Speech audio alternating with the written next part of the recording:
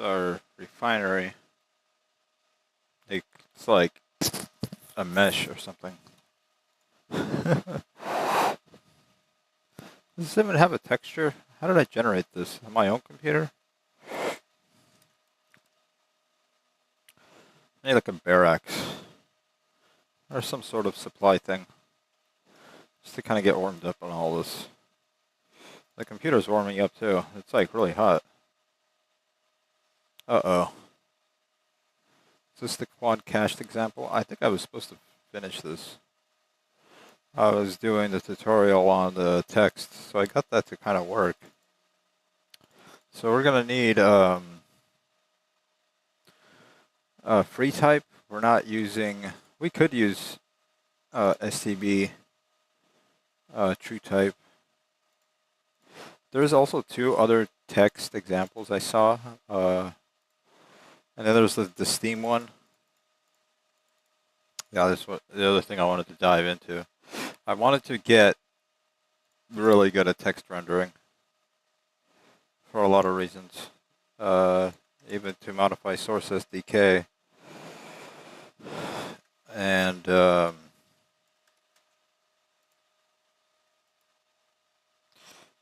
that's our Steam.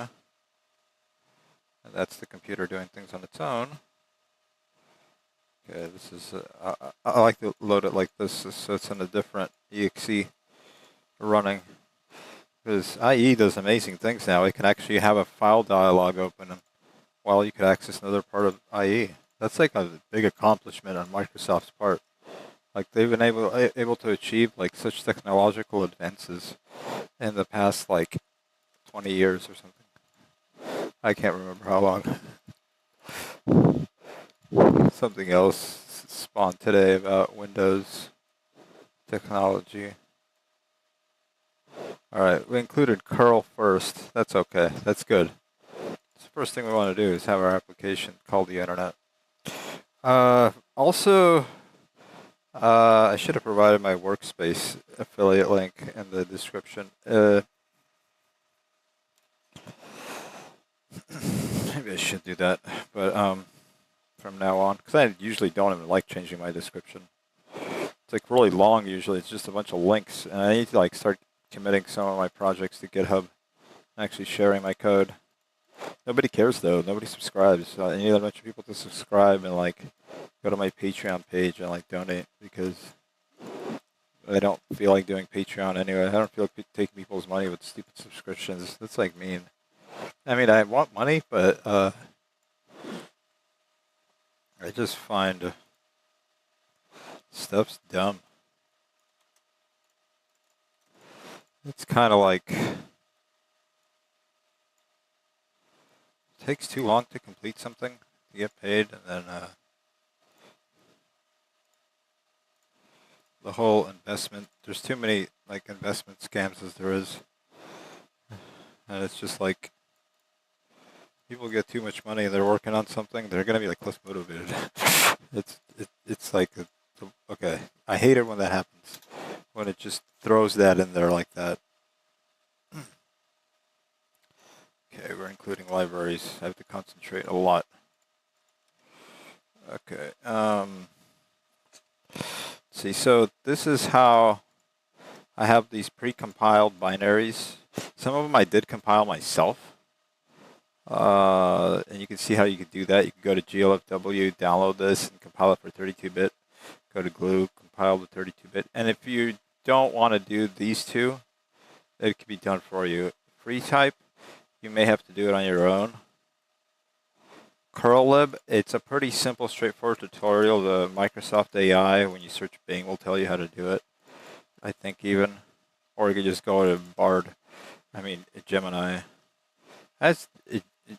Gemini actually how to do this before just to kind of really, what was it? Can't search for GLW. What was it?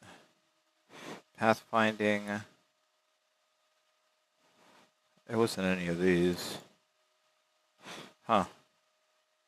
I think they added this. Yeah, because before you couldn't search. They just added this. Oh, and did you see that? The search is not, it's case sensitive. It was at least, because when I had game capitalized,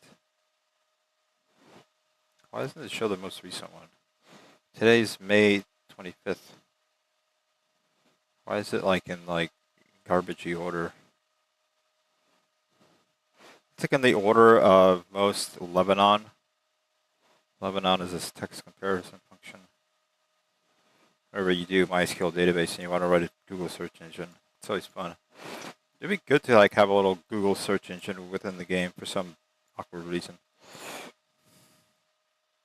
Not an awkward, but like for a good reason. All right, so is this all the libs? Okay, if something is missing, I believe we're missing Steam. Yeah, we're missing Steam here. I didn't save the text file, I guess, when I rebooted. We should include this into our main text file.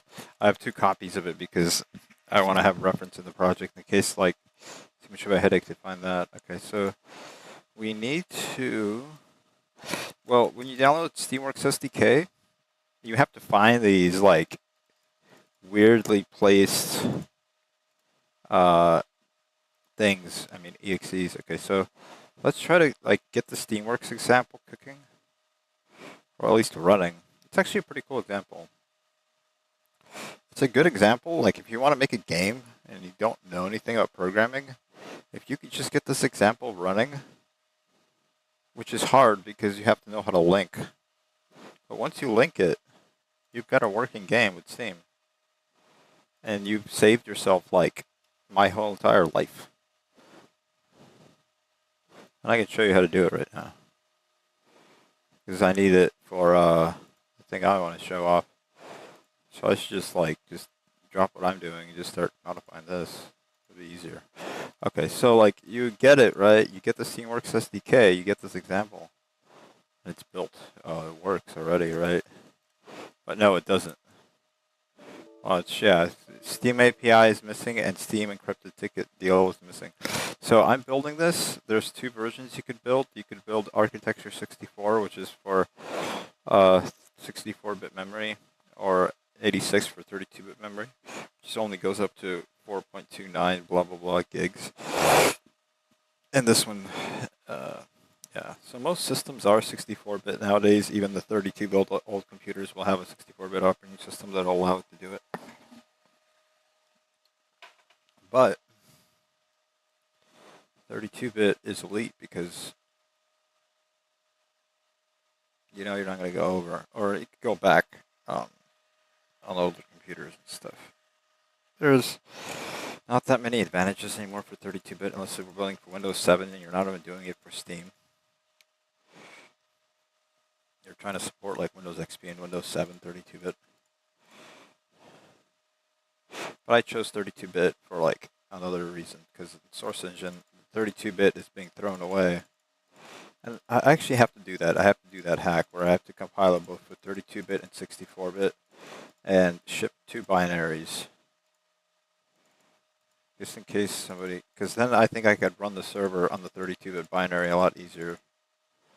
The binaries are a little different than the way they're set up. So I think the project would have to literally have a separate folder for game files, and I would have to like reference it using VPK and hack it somehow. So that's another like cool building project versus like just straight up C++ programming, more linking and setting up things. All right, so it has SDL. It also supports OS X. The thing we need to do is just go to the directory, copy the DLL, I wanted to say, exe, get this thing to run.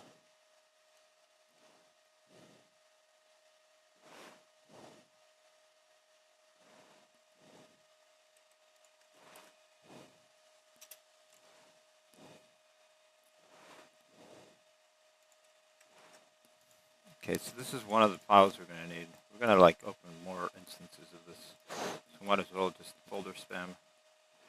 Open more folders. Just make another folder just to keep this like sanitational. Sanitational competition. All right, main game. Just name it that. Just throw the shit in there. So we need to get the example. I don't like their little like icon. So when you run this crazy error, you could also compile it as release. Which, okay, it has the Steam ID in here. This is not our Steam ID. And once my phone boots up and I log into Steam Partner, I could like start setting it up. Either for this, I'm not going to use this project, but we could borrow its fonts. It's a pretty nice font. Because like what I made my project do is I made it borrow Windows fonts, and then I loaded up some old DOS terminal fonts and just tested those out, which is like really cool. And then I'll get the cached quad text. Now, there's more different types of text, but most of them require more CPU. Like this is a little jagged. It's kind of really hard to notice actually because the C has a little bit of artifacts. But as long as things like A look good and H, P looks a little weird. But this is using like 64 extraction. So it's like if you downsize that and min-map it, who cares? The other thing is like adding different languages. I believe like the first Asian languages to target would be like Japanese, Korean, according to Google. But I really want to target Mandarin, and I already have some Hindi experiments I've been doing on Android. Because I'm going by population. I'm not going by player dollar amount. Because I need, since it's like indie, I believe for indie it's better to have more people than people with money. And for big titles, it's like the other way around. They need the places with more money first, because they're going to be like spending more on devices. Okay, so I have these folders, right? Steam retributable bin. Oh, sorry. Steamworks SDK underscore 162 redistributable underscore bin. Gotta go here. See what happens. Okay. So this folder, there's this thing called Steam API DLL. This is the API DLL, like made like Quake, so you hook, so you can't do weird stuff without like it like panicking and kicking you out. Okay, I hope that's the case, but who knows? Who's tried to hack that? Okay, then we need to go to this other folder. There's two folders because we need the ticket API to generate the OAuth ticket, so we could call it from our server. I don't know if we'll get that far, as far as to like start doing economy stuff. I would like to. I mean, I'm probably going to at some point, I hope. Okay, and then we go to this folder. Steamworks SDK underscore 162 SDK public Steam glib 32 132. Copy this also to the Steamworks example. The Steamworks example actually, does it build these libraries? No, it just comes with them.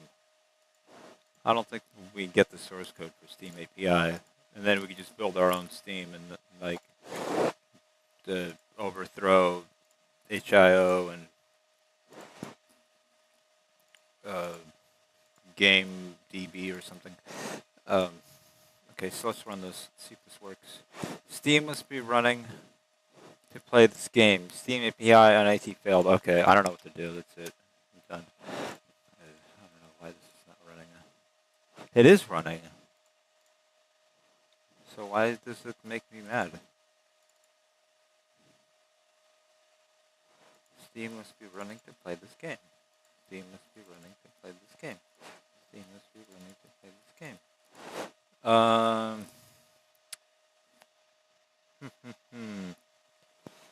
Then I thought it was going to be smart right here. It's just going to work.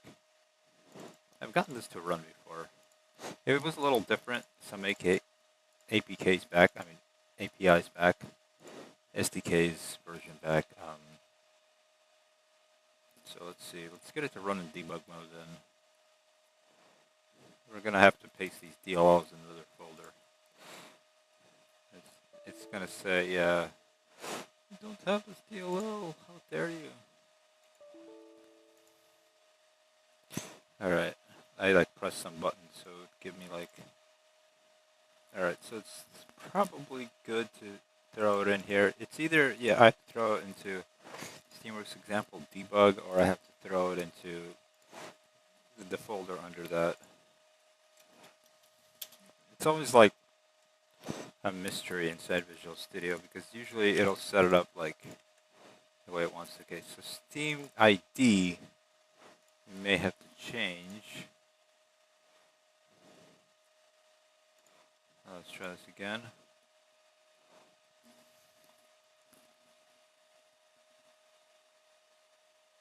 Oh, so it worked like this. I wonder why it didn't work in that other folder.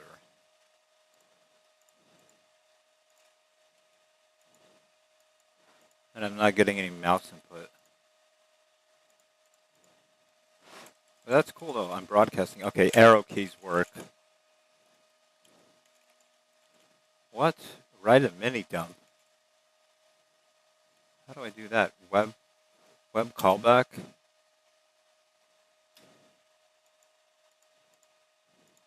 Oh, cool. It like loads like a browser.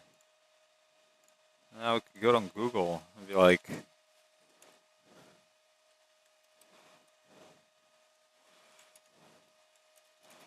let's see if we could do this. Just a troll.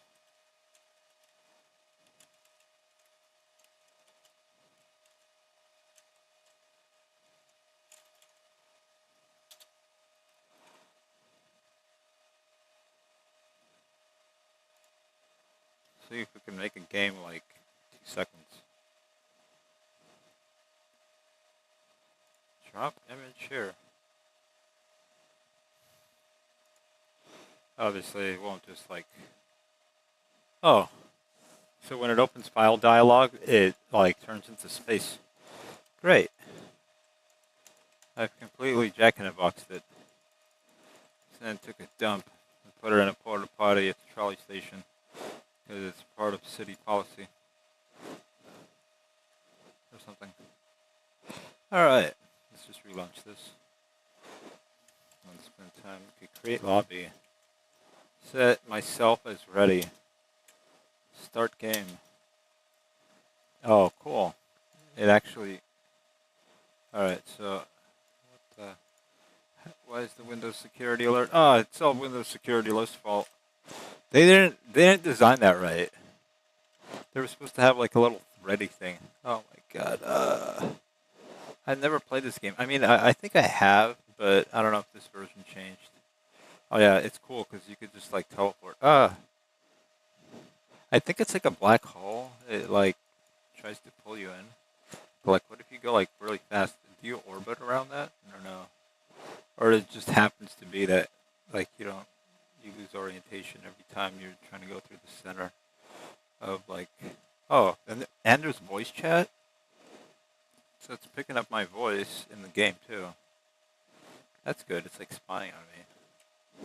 Okay, exit to desktop, exit to menu. These should get ASD to work as the default arrow keys for this HTML page. Community activity. Tell them to stop trolling. In-game store. Oh, they did this? Oh, it doesn't work. I'm guessing you need to set up your thing. Web callback, remote storage.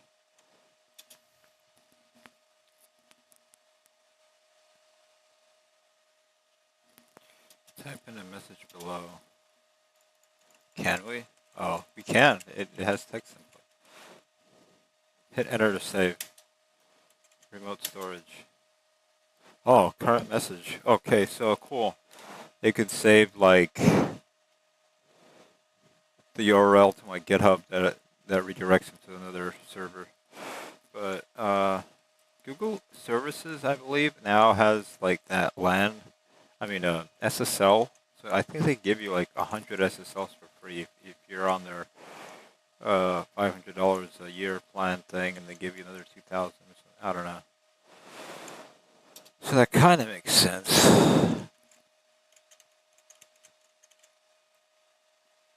Because Google Ping is like good. All right. So we kind of got this running. I like to say kind of, because I still don't like it, because if I put it into a shipping, let's see, Steam ID, right? I think I know what the problem was, though. Steam app ID, see this? Cloud conflict. Cool. Steam cloud error.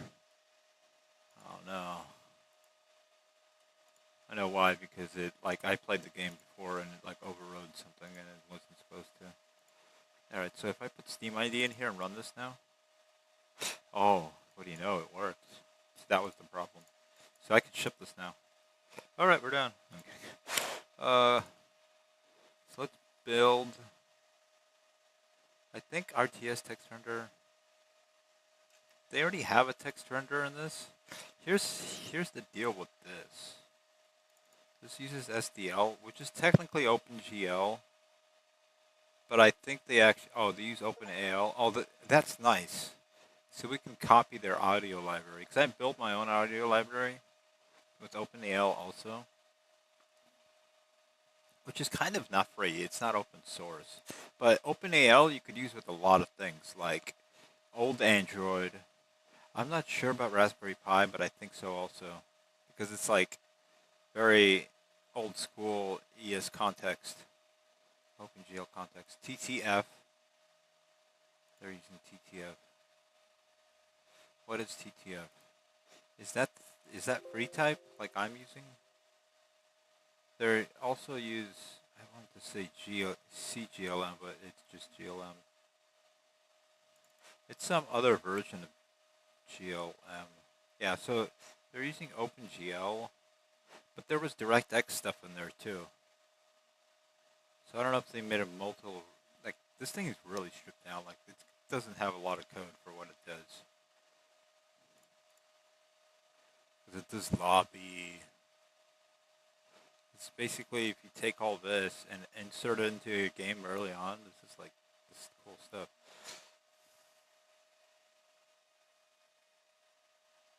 There's a timeline. What the hell? Oh, that's cool. Okay. I was just looking for the text renderer. Now I'm checking everything out. Okay. Item store. Yeah, because I would guess source SDK mod, it might be easier to just implement this than doing TF2's thing, but eventually transition into it somehow with GRCP. Here you call the inventory. Because you could use, like, TF2 uses GRCP, but you could call, you can make your inventory work directly off Steam. That way you're not hosting it. And there's advantages to that, like, you just don't have to worry about CDN and your own storage and, like, ramping up your Google Cloud thing. And if you run it on one instance on, like, a dedicated server, your dedicated server, once the database dies, you will be in so much trouble. You will not know how to sleep for the next month. Fixing the database, pulling the drive out somehow, if you could even drive to that data center. And if you host it at home, you're just going to be like repairing that drive, putting in a different machine, doing all these things. While in Google, you just take a snapshot. And, well, here, we can work with Google, so you just like don't have to face all the headaches. But even though I would like to host my server on a Raspberry Pi inside my computer, server computer, relay the traffic and make it all super cheap, but going that cheap is only worth it later on. It's better to just get up and running first. Yeah, like right here. This is Direct 3D. CGLM text. I guess this has to do with textures. They're decompressing them, compressing them.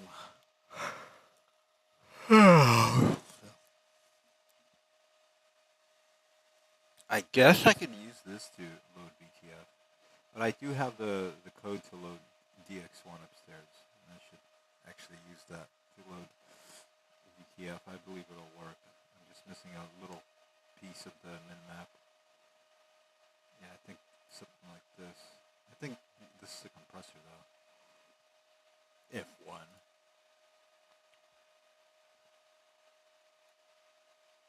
Like once you get it working, you have to change that. Let's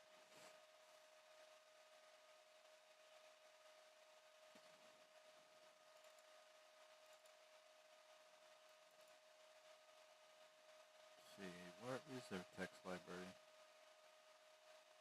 Oh, the easiest way to find it is just search for the font name.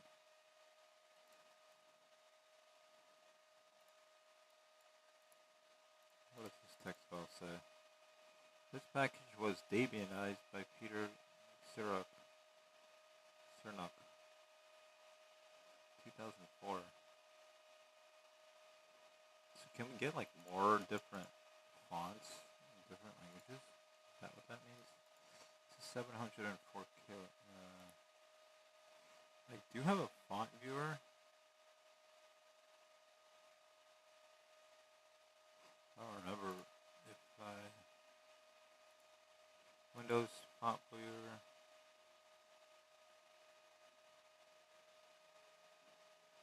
Alright, I think I installed it on the other computer, yeah. But like, it'll expire. There's like these nice font programs. That's like important. Alright, TTF font. Game SDL engine. Create font. C game engine GL.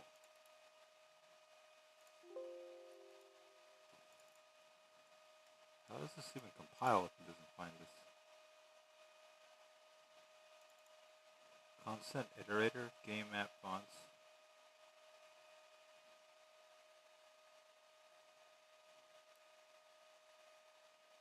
Huh. Well, I guess they've made it so you can't see it.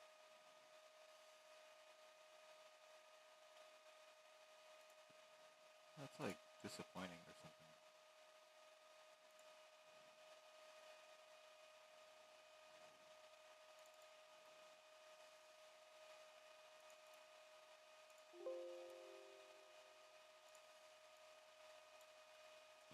How does that work?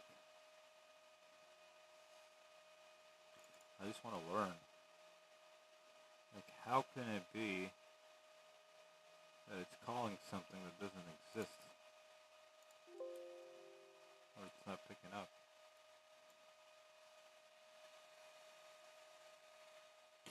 That looks like Linux stuff or something. Okay, Steam DualSense. It should be maybe in this file. Oh, okay. It's SDLTFF. It's font library.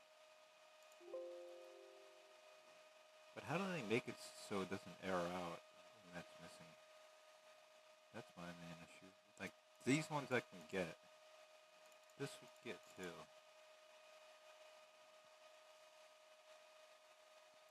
The other interesting part is how they render the font. Did they pre-cache it or no?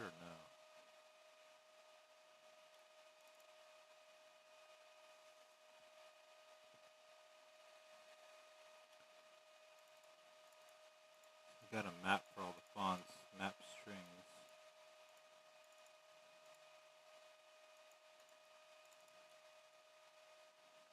So I'm guessing they put a texture per font, kind of like I did.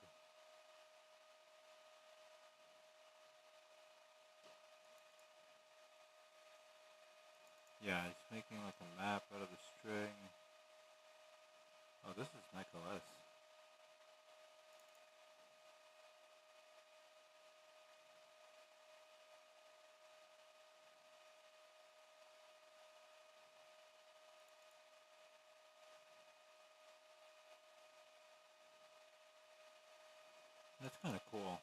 shows up of how to use maps.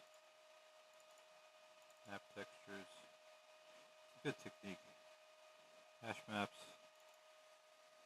I don't think they're hash maps, they're just maps, but okay. Let's get our sample working here. I think we're missing libraries. Stupid libraries. Okay, we're missing STB image right. So it's like easier to copy their code, but that's stupid because what you've done is just like shot yourself in the foot permanently.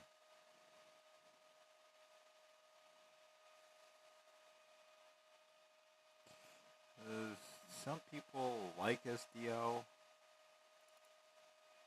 because it has a game input, so you can do a little joystick thing really fast. Let's see where this put it. I believe I did that wrong. Okay, I think I put it in the right place. We still will be missing STB image right includes itself. That's good. It won't be excluded. Whoops. Copy pasted the wrong file in there. Okay.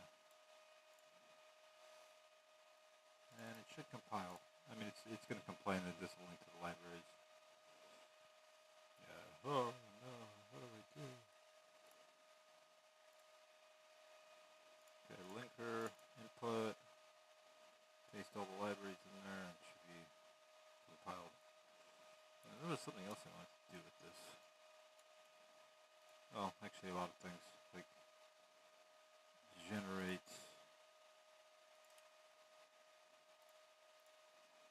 a behemoth of elite text rendering techniques, vertex animation,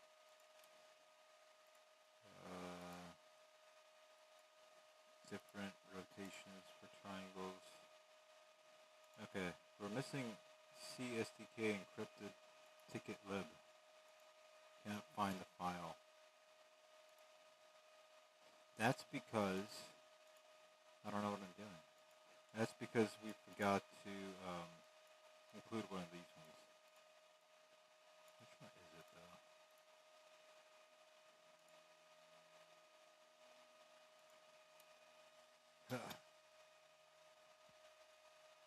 It's not this one. Should be this one? Okay, yeah, it is this one. The DLL and the .lib file in the sync folder. How does that happen?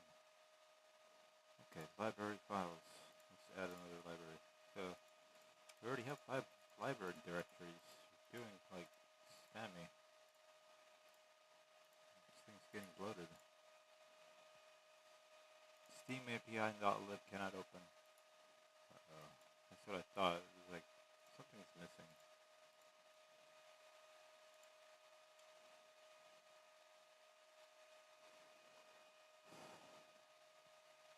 So I did learn something today already by doing this. The thing I learned is that you need that Steam API, Steam app ID inside the root folder of the launcher. And it reads it and it instantiates the API based on that. Because it's important, because in Source SDK, you kind of start out.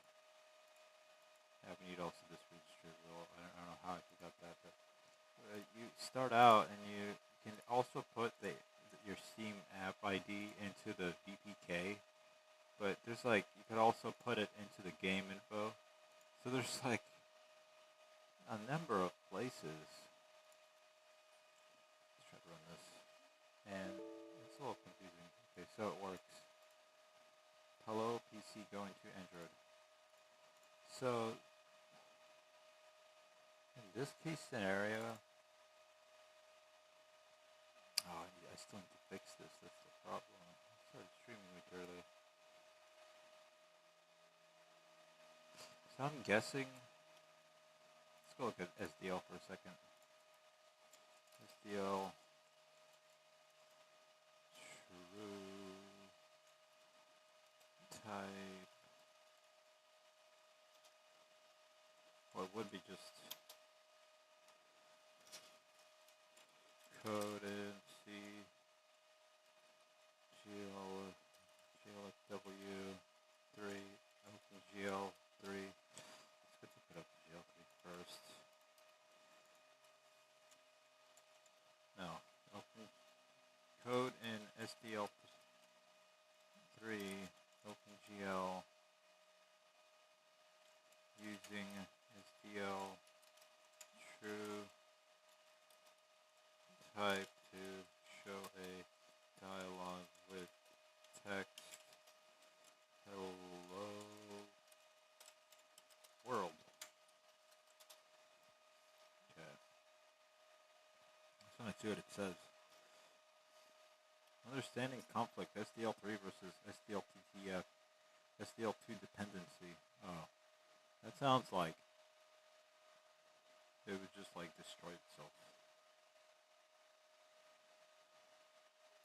But obviously Valve knew how to like merge the two without having any conflicting issues. Alright, so I guess to actually really build this from ground up, you still need to go get SDL3 TTF.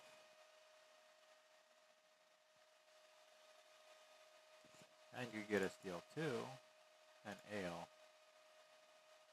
And for Mac OS, since it uses .mm, which is Coca or C objective. What is C objective code doing on Windows? What the hell? Okay, so yeah, Coca.h. Then there's a game engine OSX.h. Is that included in the project? Yeah, it is. Yeah, so it uses OpenAL, OpenGL. Would this not compile on Metal? You would still need like another layer of like metal.hvp. DX9 mode. Windows Code Transplants. I guess this is in here from like a longer time ago or something. Yeah, I don't know if this will work on Mac. Or at least not the newer one, because of Metal.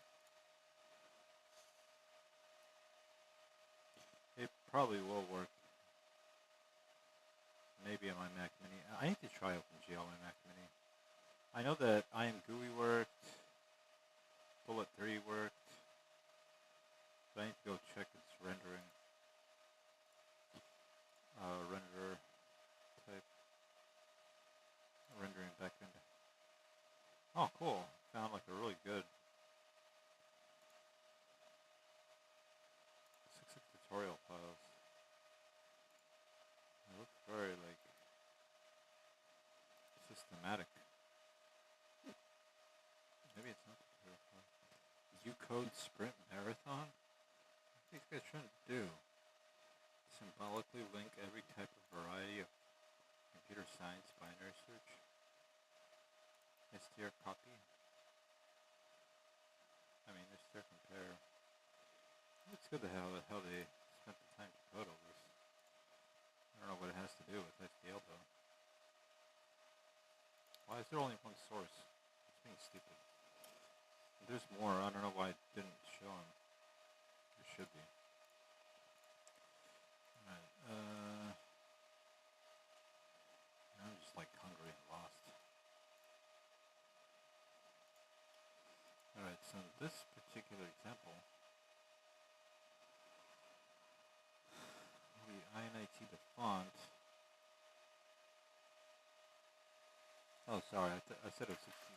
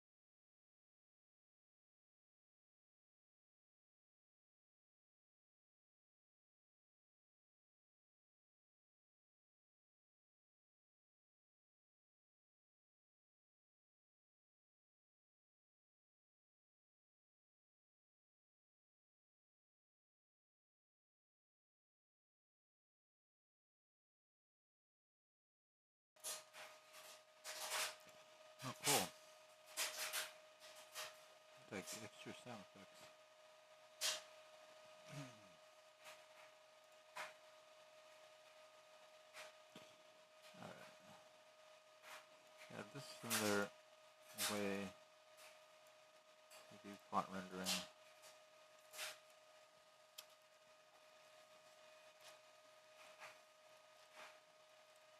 Multi-channel signed distance field generator. It's basically sub-devices, I guess. Does other stuff, yeah, like these artifact things. They go into like all this cool font stuff. There's a lot of font stuff out there. And it's just like, why not just go to IMGUI and just do that?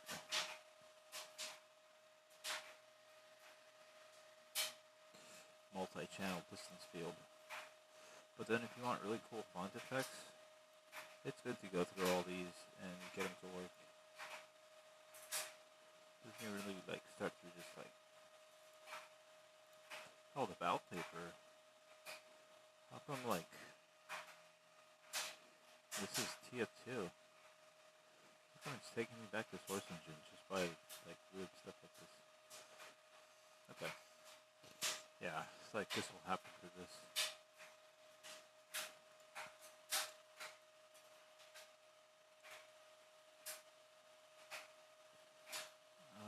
What I wanted to try to do is recache the text and the VBO.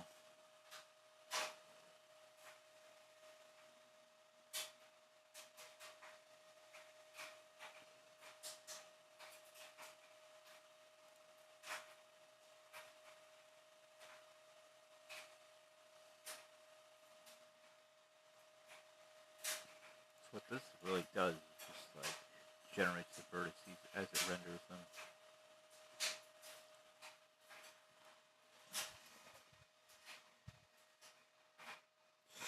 Try this for a minute and then we'll try to load up.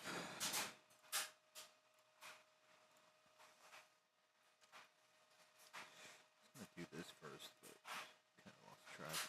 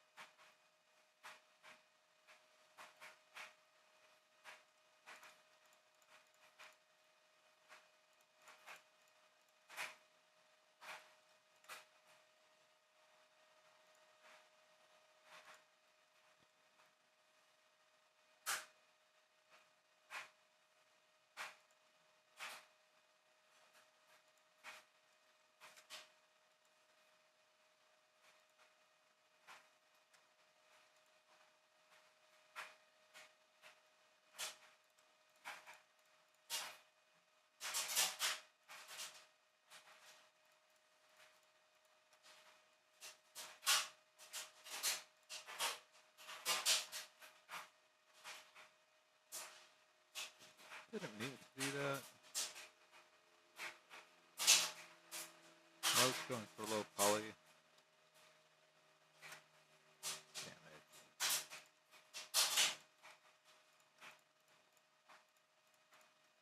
Oh well.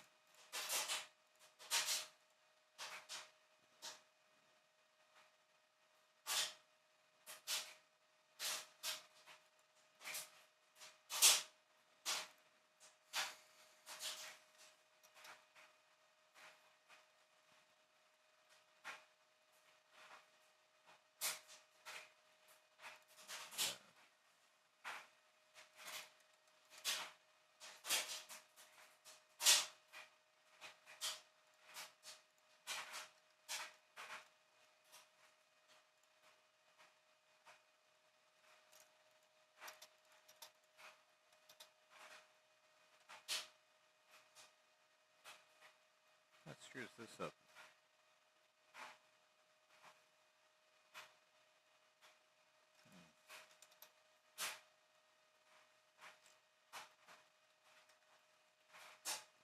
Let's leave it like this.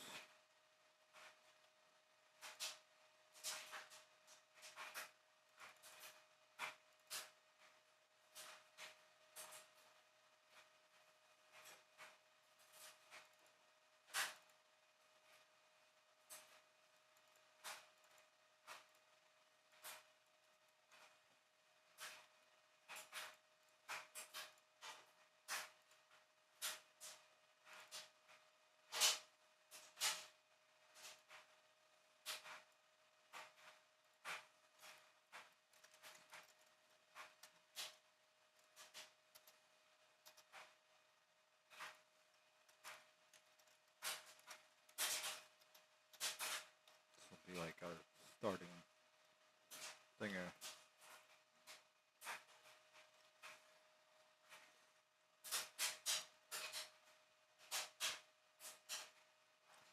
Like needs some sort of something.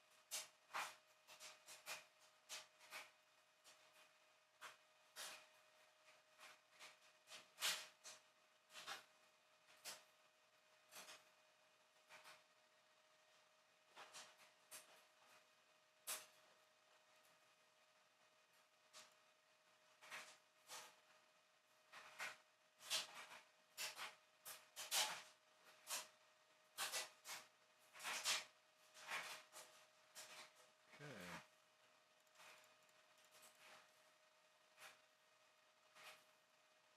It's always fun to do this.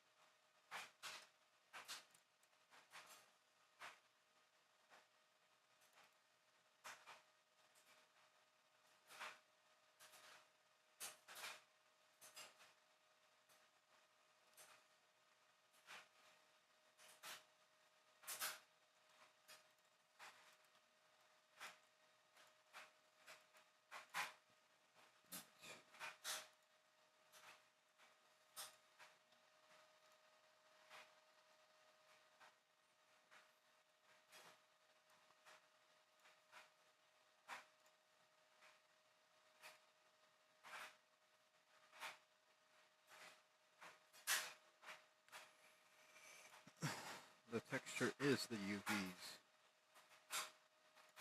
It's a pretty cool trick to get started. I figured it out by being lazy. But it actually, like if I was to lay them out side by side using a different unwrap, and just throw them on there and make some orange, it wouldn't look that bad.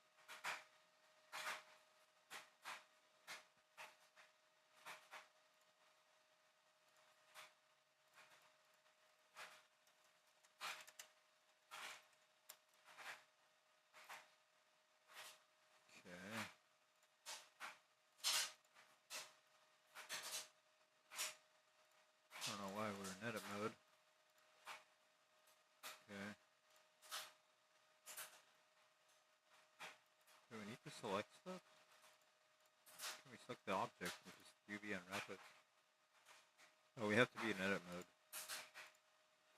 Can we select all like that? No. Can we cheat as much as possible? Try.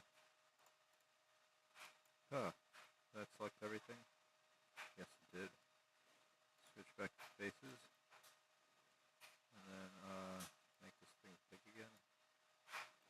Okay, now go UV unwrap. Let's try to do the professional smart project. I want to do 45, but yeah. That's not that bad. That's actually good. It could be better, but it's good to leave some space in case you do enhance the model. You got more space. So if you take it, what we want to do, is this. Oh, what up? Undo, undo, undo, undo, undo. How do we highlight this to be orange? Like that. Okay. I'm really accurate here. No, select my faces. Damn it. Can we? Yes, we can. We can really do it. Stupid game development crap. Okay. Okay. What's our other highlight going to be? Our other highlight, I guess the top of the roof, right?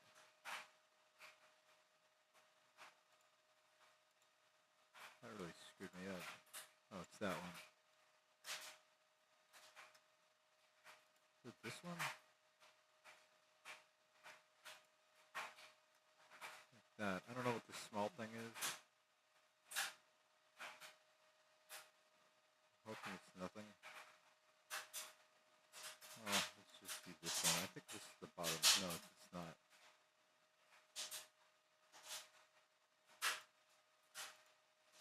Is it the bottom? No, that's not the bottom. This is the, yeah, I had it right. That way it looks like, oh, it's so stupid. Okay. Do this.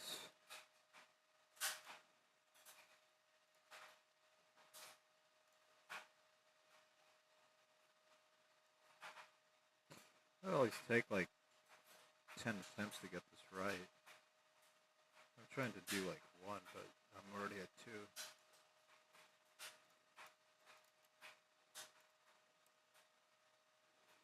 2. Okay. The other thing I need to do is resize, but we'll just slap it on there. I don't think our, like, we want to see how our asset system will complain. Let's see. We can fix it later.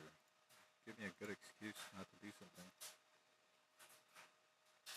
So base color, set this to image texture, open the file, and that's going to be our texture. The UVs are our texture. Okay, then go to layout, preview it. Yeah, so we got a really cool barn, really fast. Like, we didn't have to do any of that, like, stupid crap artists do or something. Or stupid crap that I'll do and generate models. It's, like, really good. That's what I learned trying to make RTS engine in Lumberyard. Just, like, make a lumberyard and, like, you've got, like, lumber. Because, like,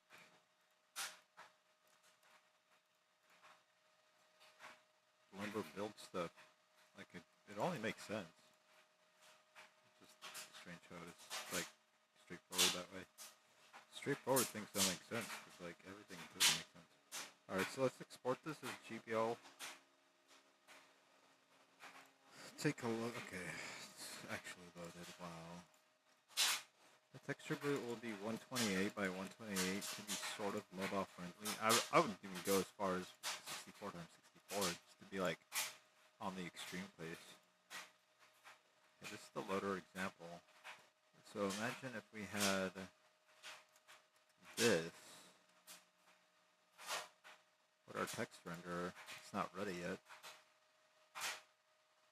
I don't know, should I fix it or should I work on it later? I should probably work on it later to get it to be cached. Because the function will be something like, same thing as this.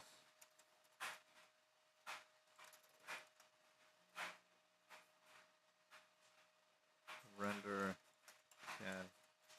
cache, it'll just be cache text, and then it'll be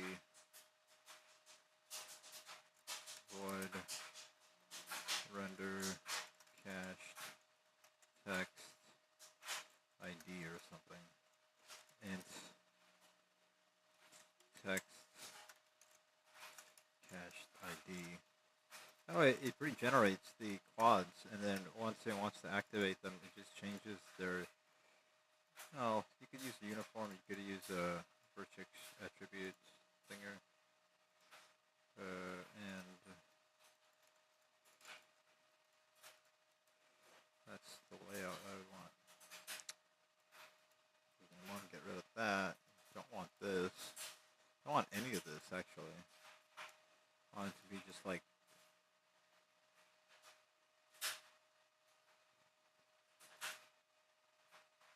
Don't want this.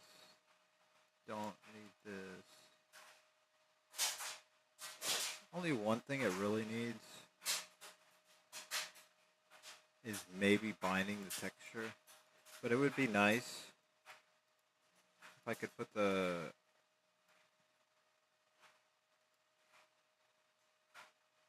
How would I put the model texture inside all one shader? I can do it. It'll just take me like 2 months of rock coding. So we will need this.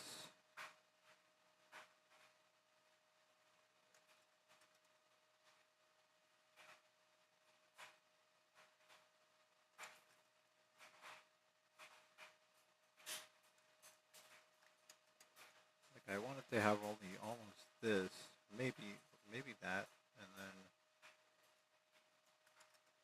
this.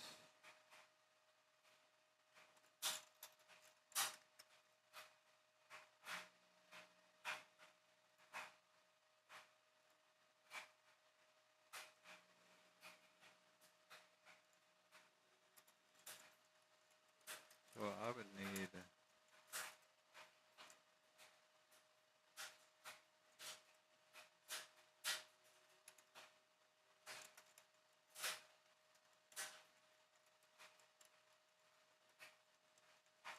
I can put this into a struct, but I just need to prototype.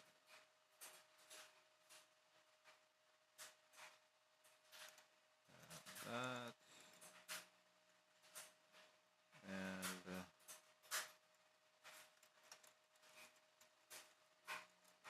I should use a map for this.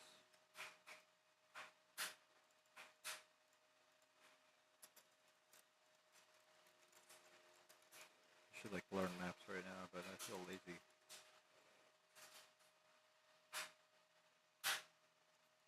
I think we need that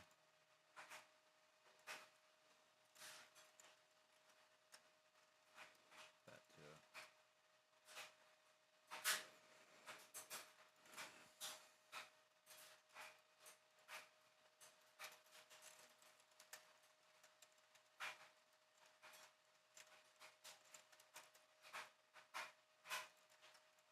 And we'll just go. Everything is equal to this index array.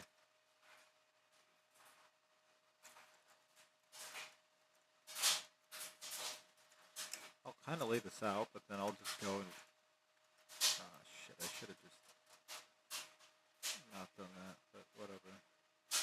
Kind of lay this out, and then I'll uncomment it, comment it back in. Whatever.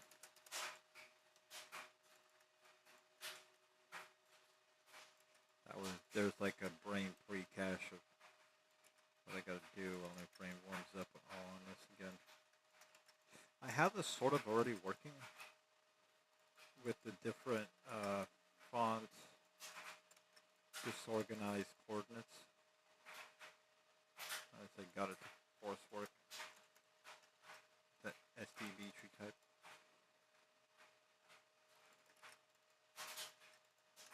Why is that not happy?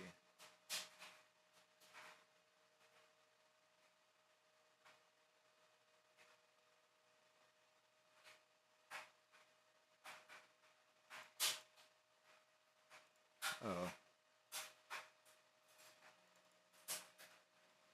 That should be I length X try.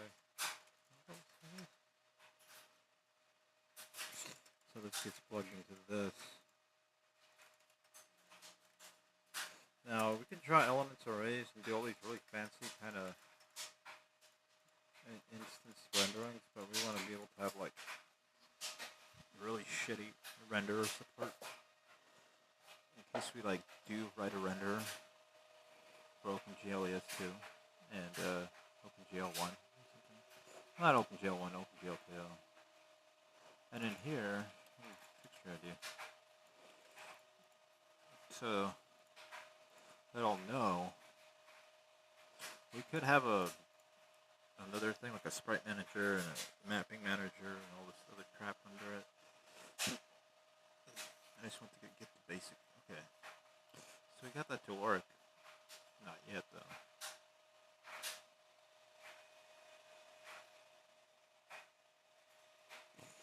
First thing this one will do is be like int I text length.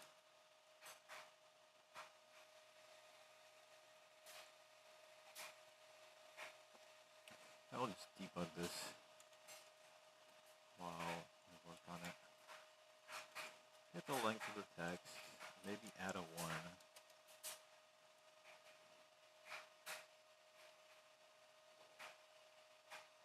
There could be a mass expand field. Max expand is 10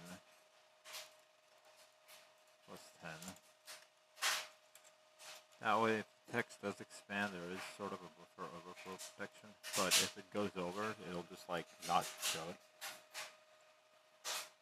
And then it'll be a thing like this. Oh, int I equals 0. I is less than I text length. Your classical I++ for loop. Okay. And it's good to do them. Like I've learned that, oh, why am I doing all these I for loops? But they work so well. They're such a good structure. They're easy to understand.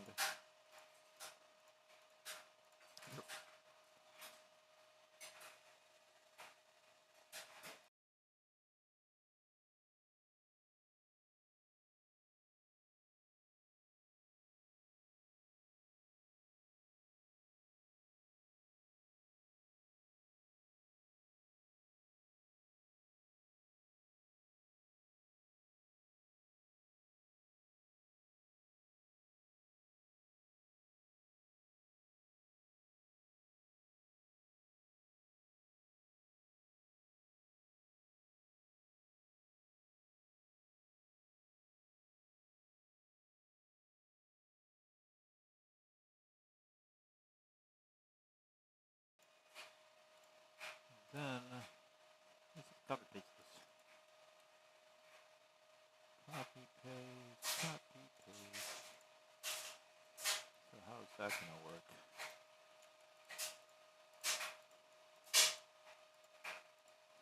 This is a structure we need to replicate.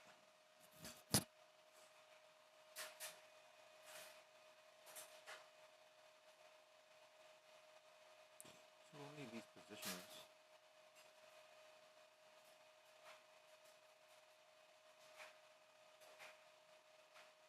So if we are going inside this for loop, this is kind of like the I for loop, except it's using this pointer if it exists as the conditional to simulate an iterator. Or really what it's saying is just if it's not null and the string keeps going, which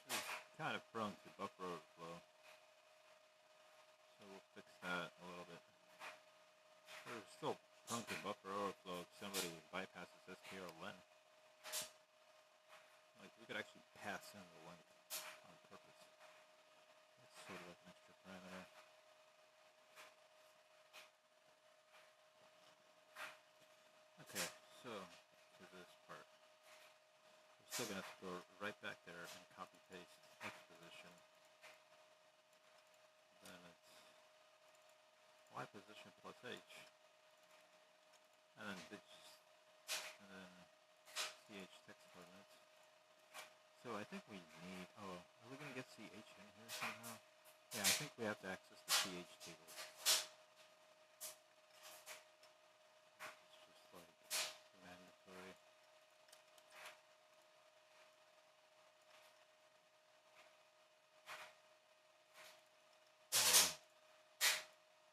What we're doing is like we're generating the quad at the beginning of the program instead of just like generating like every frame. It'll only get a little faster. Especially like on stupid devices. Like we're trying to use the stupid device's full potential. Alright, so now we need to like define that.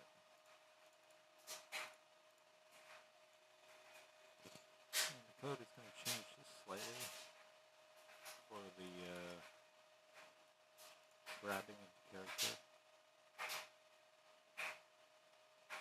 And if you put UTF in here, oh no, I need to go grab my other code. Okay, so this C is really where it kind of changes.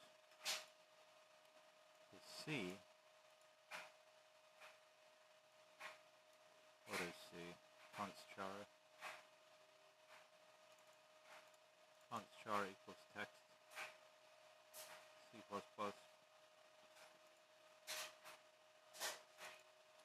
I want it to be, I want C just to be const char. No, actually I want to rename it too. I want C to be character index. Index on. On is a bad word though. Current equal to text I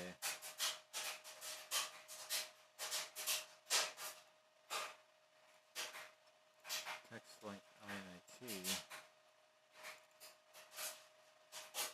equals STR string plus 1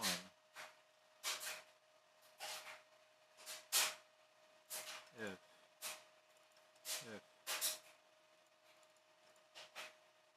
now here's the look, kind of like interesting issue. If there's comma and stuff that goes up and down, I'm going to generate the last part of the new string right. So this mass expand might be a little, it would need recaching, but we'll just assume that we can recache it right somehow. Okay, this character index thing will go into the map and pull the character out now.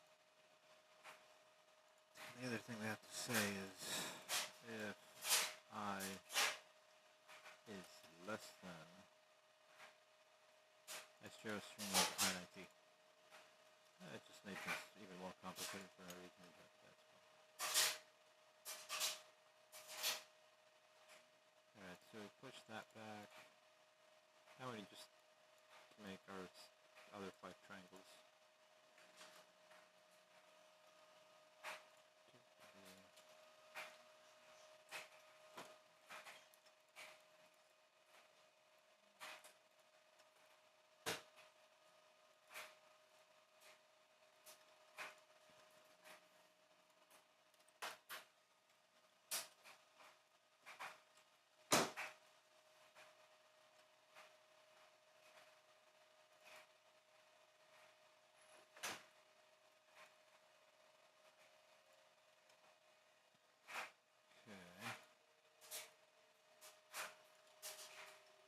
I'm just modifying what it changes because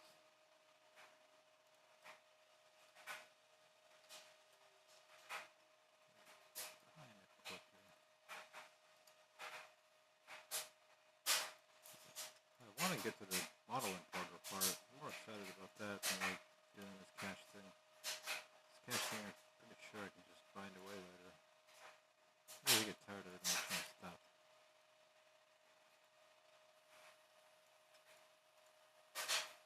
So exciting doing like database curl commands. It's like building double MCVs and driving around the map, spanning places where like you totally feel invaded.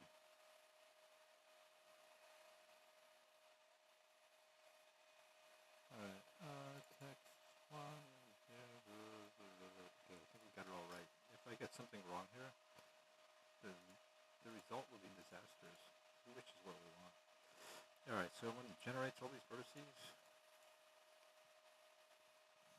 you guess it, now we have to send it to the buffer. It's always like really fun. I guess we need shader program, and we need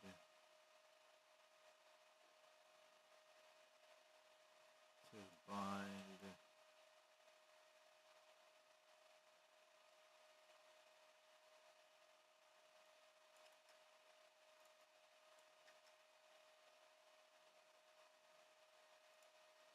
do this up here just to give the video card a little bit of cool off time.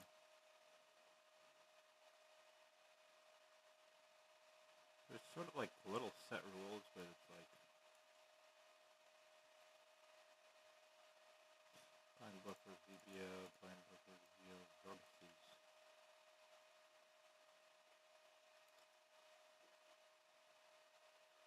But where does it actually do the thing?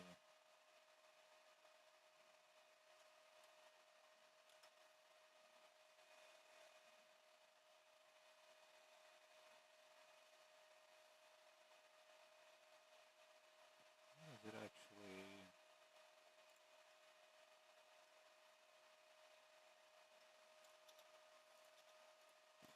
So instead of...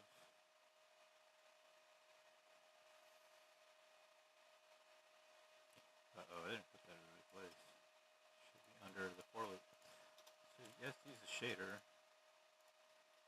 The use of the VDO. We don't really need to use the shader here, really, when we were putting this in. The vertices code is going to be vertices text dot size times float. I forget this part. I'll figure it out at some point. I'm just going to times it by float. I don't know if I need to times it by 4 or 6, but maybe I do. But if it's like wrong, it'll just like crash or not draw. And then vertices text dot data. I know that part is correct. Okay. But I still think that's not the right way to do it. The right way to do it is like put it into a static array or a streaming array. Make one of an attribute and just tell it to like have a draw flag. That would be like, yeah, because here he only allocates 6 times 4 times float, which is floor also, because floor is 4 bytes. So 24 times 4, 96 bytes. And there's 4 2D position and then 2D texture coordinate.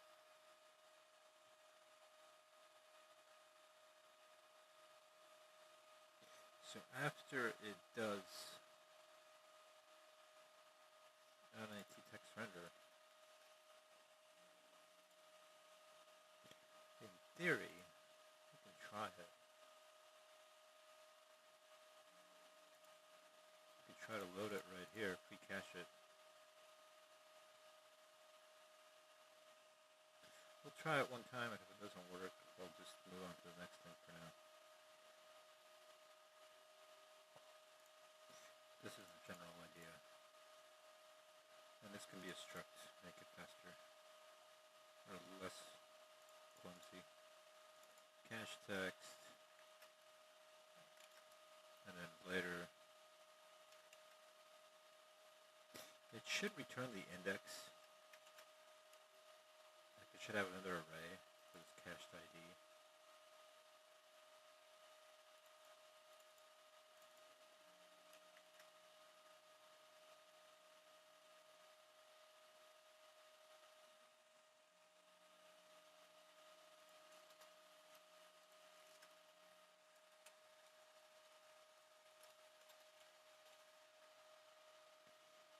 It's going to be stupid how we're going to just get the texture ID.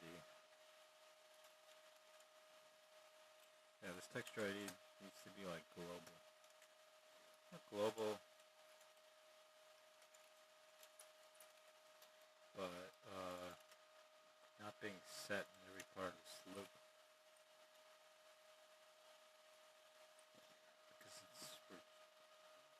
translating from the other system to this one. Needs to be another, yeah, there needs to be like a struct thing. It's like every CH has a texture ID. It's like a waste of space. But who knows? Maybe it can be used for something. It could be like two of them. So do that. Make sure this has something.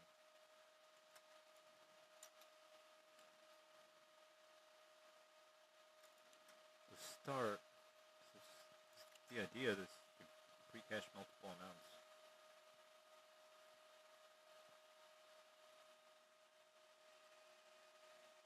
But there needs to be like vertices before this. Let's just push something back.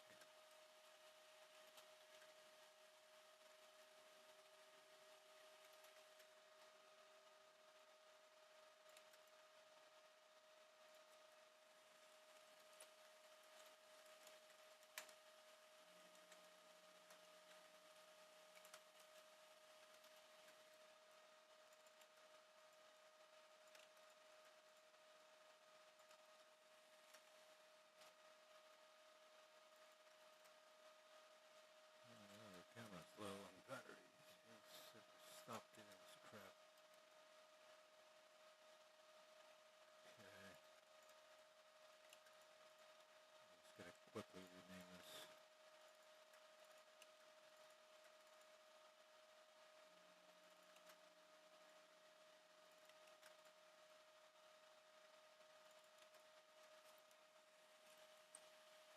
And when I do have the real start ID, I'll have this already kind of prepped.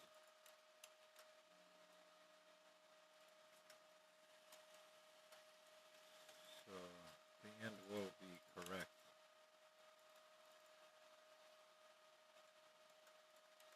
Oops, how did I mess this up? Okay. It might work. Might not. For the first.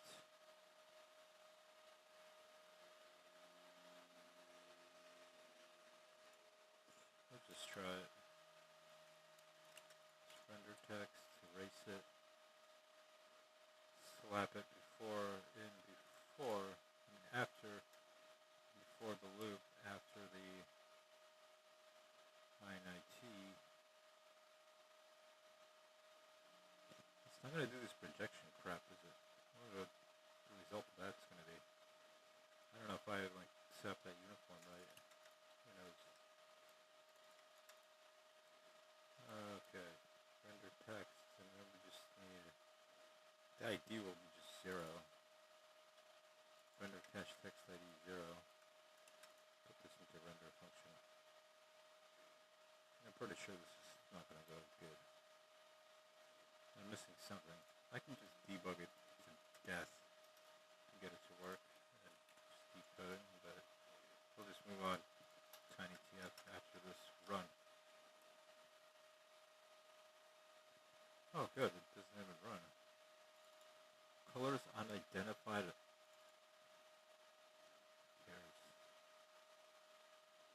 We don't even need color here.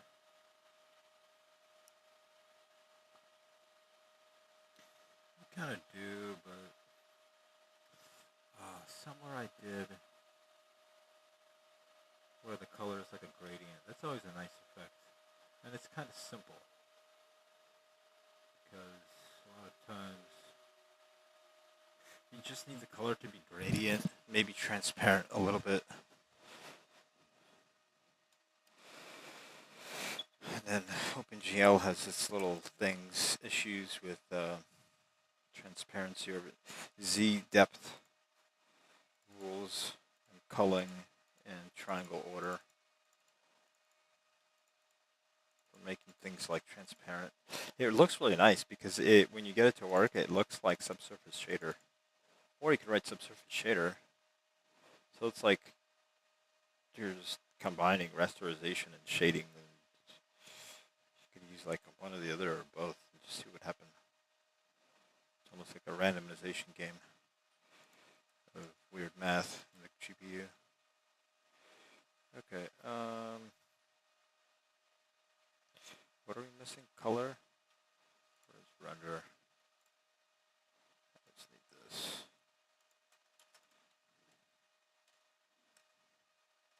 So we have render cache text ID 0.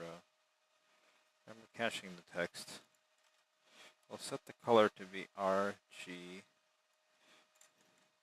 Set it to blue.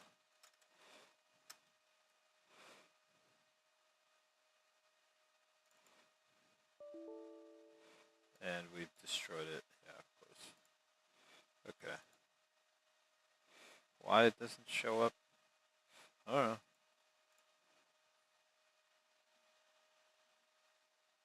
What did it say though? API entry, macro redefinition.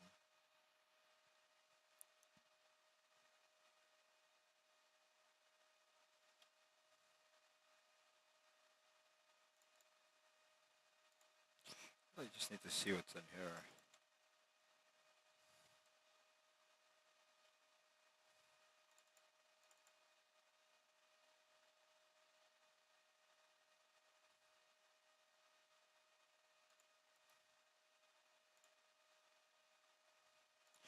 Alright, I promised I wasn't going to do this.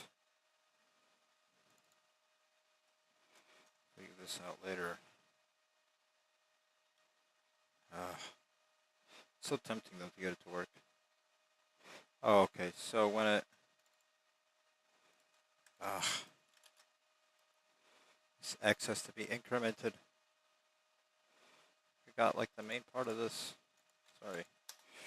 This I will do.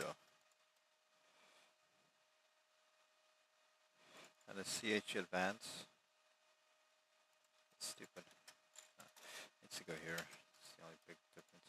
It also needs to be an if statement to make more quads over here.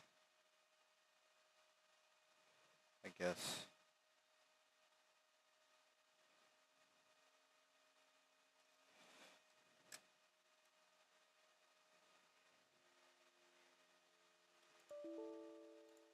Yeah, no, it doesn't. First, it's like have to just make it.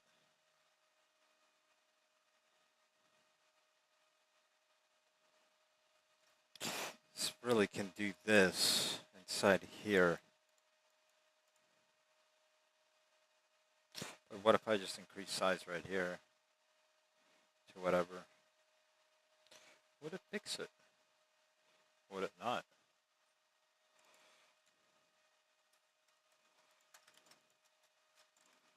I don't know, 64.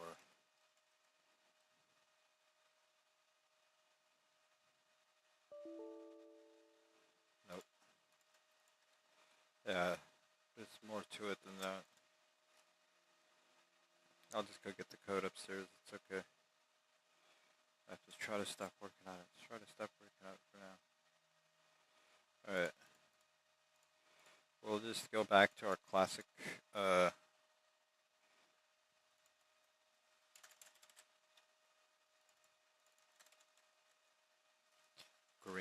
green text. Go back to our comment out our green text. Comment back in our draw every frame text like crazy. Like we have a crayon and we've got to draw for 60 frames per second on the screen. The crayon. Alright. Does this run? Does it look like there's text? Yes, okay. That's all we need. Start a new project.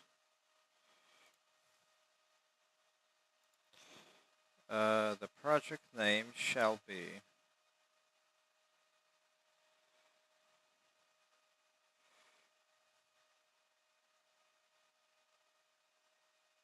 loading recent templates, really slow computer thing. Visual Studio Microsoft's fault. Alright. Once you say that, it loads.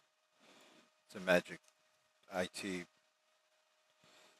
hidden know-how or something. Okay. RTS game tiny GLTF. Okay. Could Should have gave it a more shire name, but whatever. RTS game, tiny, GLTF. Pretty sure this is all going to get like butchered and mayhemed. So first, just copy paste our old file. This is like a really good way to keep version control. One reason is because you could kind of run your test real quick on your different test subjects, and then keep merging them like this.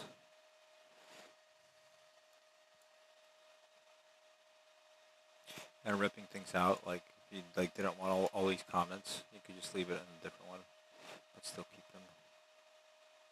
Alright, so let's get started with the most important part.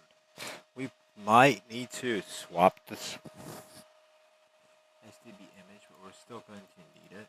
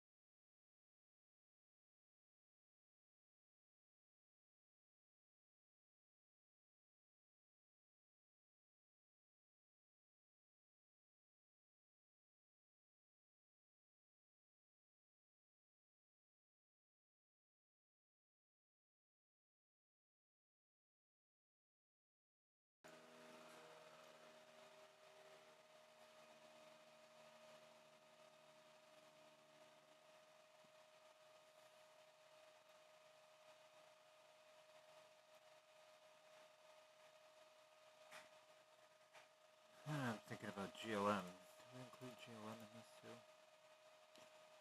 I have to keep this minimal as possible. I'll just throw random stuff in there. We'll try to get the Steam thing working, but who knows. We're also gonna need, I don't know. Oh yeah, we're gonna need JSON in this for sure.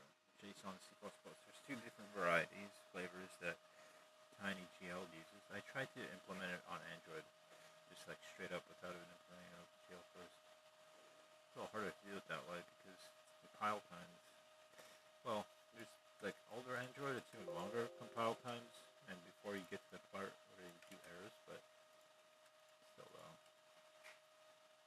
it didn't show up.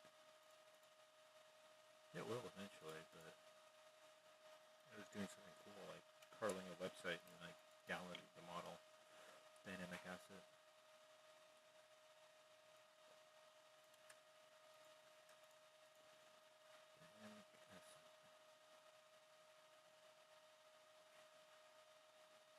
What else do we need?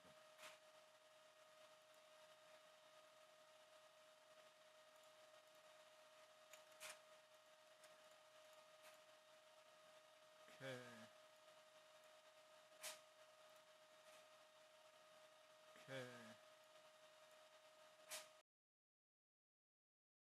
Keep including curl, but I'm not using it. I don't know why. Oh well. I hope I could use it in this one.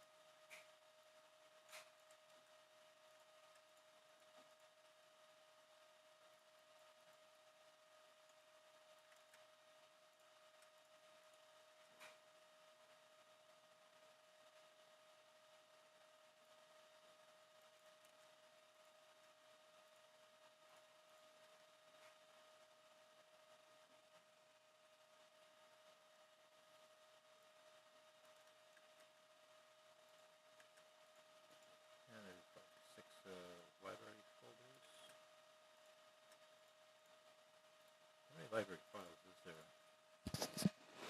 There's like a good amount. 1, 2, 3. No, 1, 2, 3, 4, 5, 6. Yeah.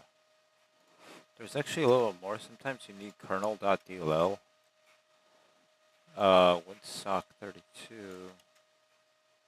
Something else. Another one of those like CRT or thingers.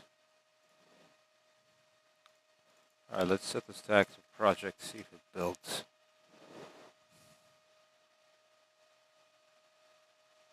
Alright. Cool. Generated again.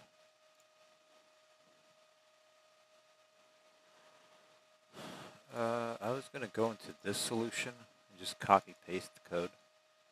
But I believe I could go to the GitHub and do the same. Alright, dump node, dump extension, dump main.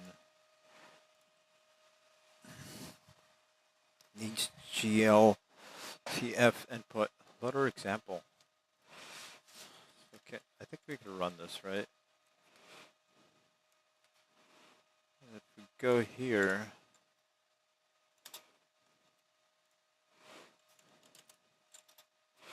but really we should just go and just copy paste the tiny gltf. But we're still gonna go and get JSON and do all these other things.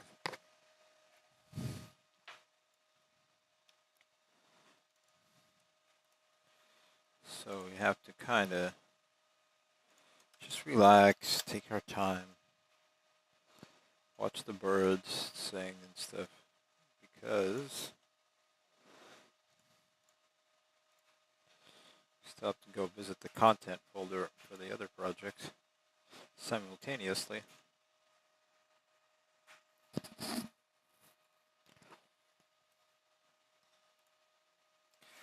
open 2 of these barns. Copy paste the barn to here. Before I run it like this,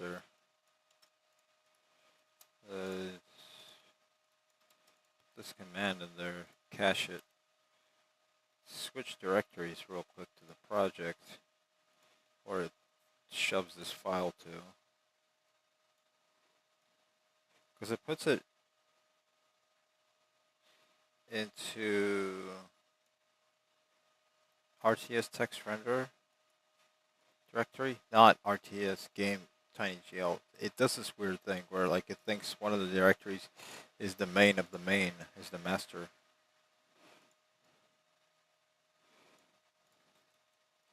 And this is where we would put, oh, I need to really clean this life mess up.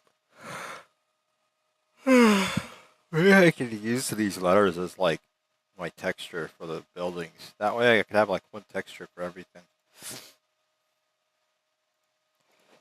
It's very optimal.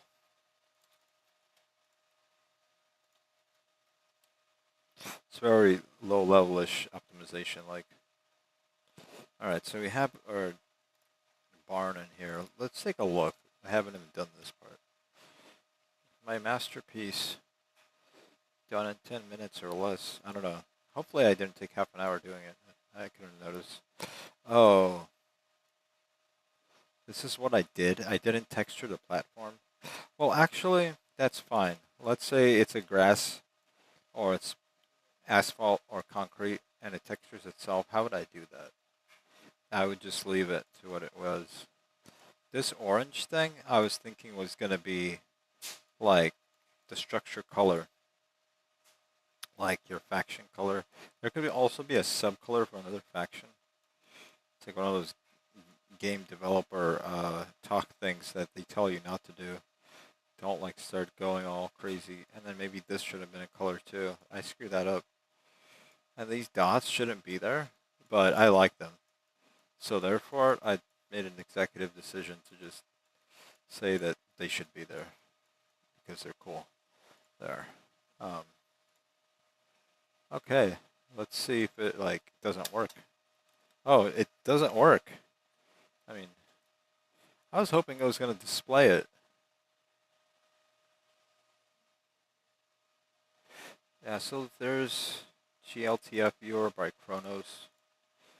I don't want to go to any more websites. Don't go to websites.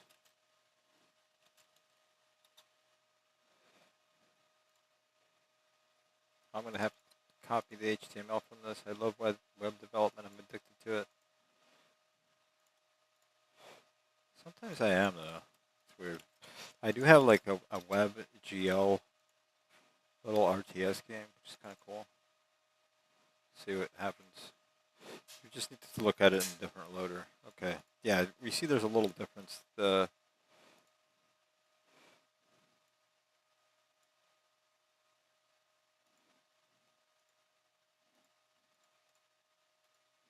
Cool.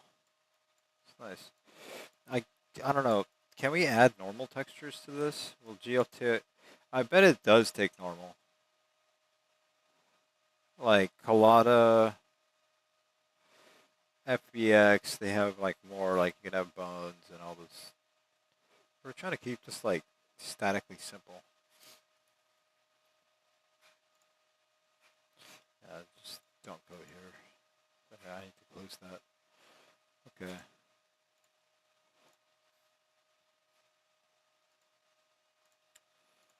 What I need to open really is GLTF tiny. Now we could use a different type of loader, like some advanced loader like SMP. But I'm trying to like do the absolute like nothing to get this accomplished. Like that's the point. And I just like try to put it on Steam by today. There's so many like super small big steps. Like they seem to be small little things.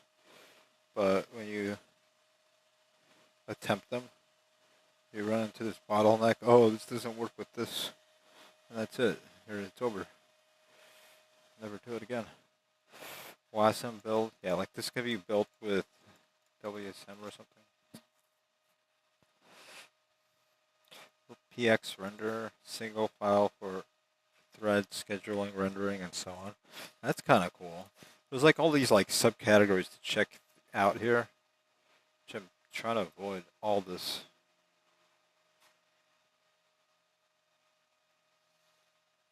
Yeah, and then if I do have like a little engine, I could just put it here. They're not gonna accept me. They're gonna be like, "You're an idiot." All right, so we need to include this. This is our bread and butter. Oh wait, why do you have this open? We will need to use that thing, maybe. Okay, we done with Steamworks example. We will need to pull more things out of Steamworks example. We'll put our tiny TF code here.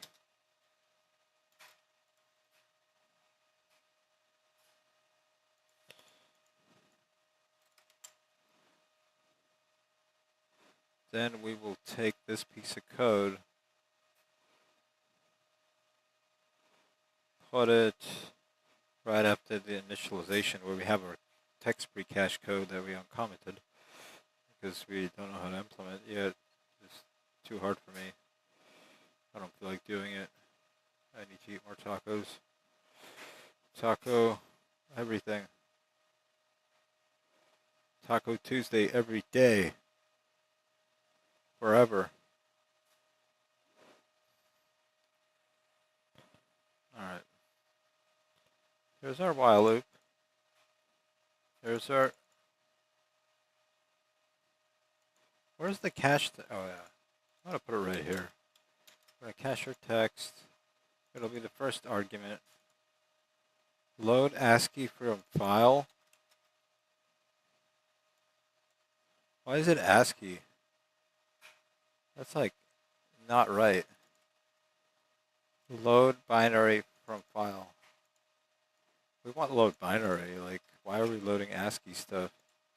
It's like unadvanced. Alright, we want that. Next, we want the file itself. We will need.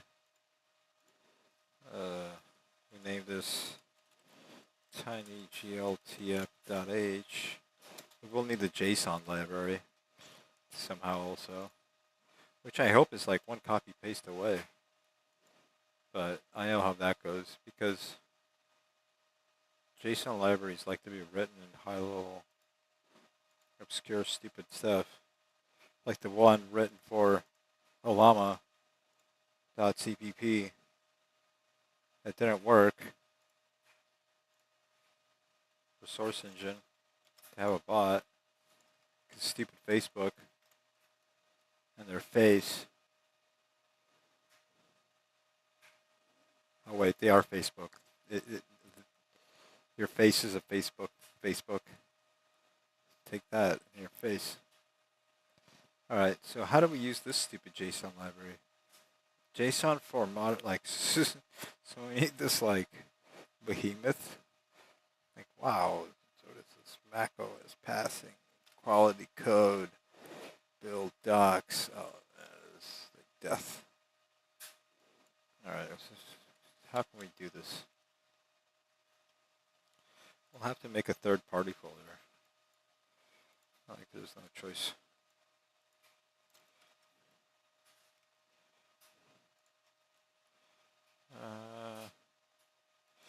Kind of want that window to be open, but we need to like not open too many things. It'll destroy the future. Okay, the future is already like. Okay, that's a third-party thing. Let's make another folder here called third-party. Third-party. I don't know if I need to build this thing. Why can't I just like include one H file and that's it? Why does it have to be so stupid?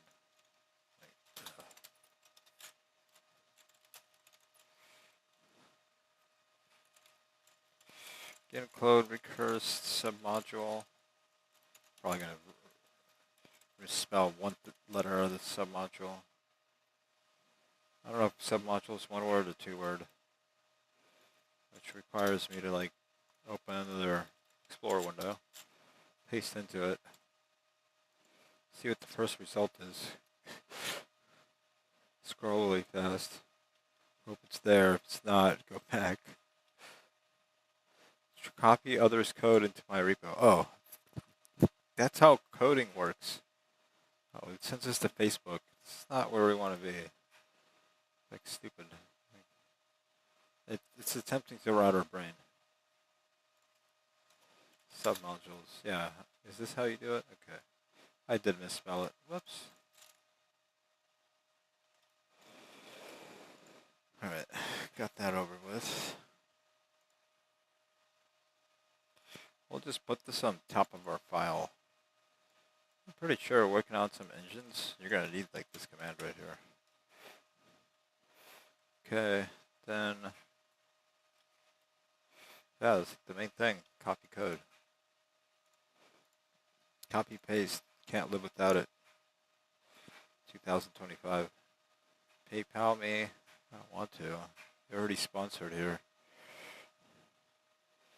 Intuitive syntax, I need to get my sponsor thing.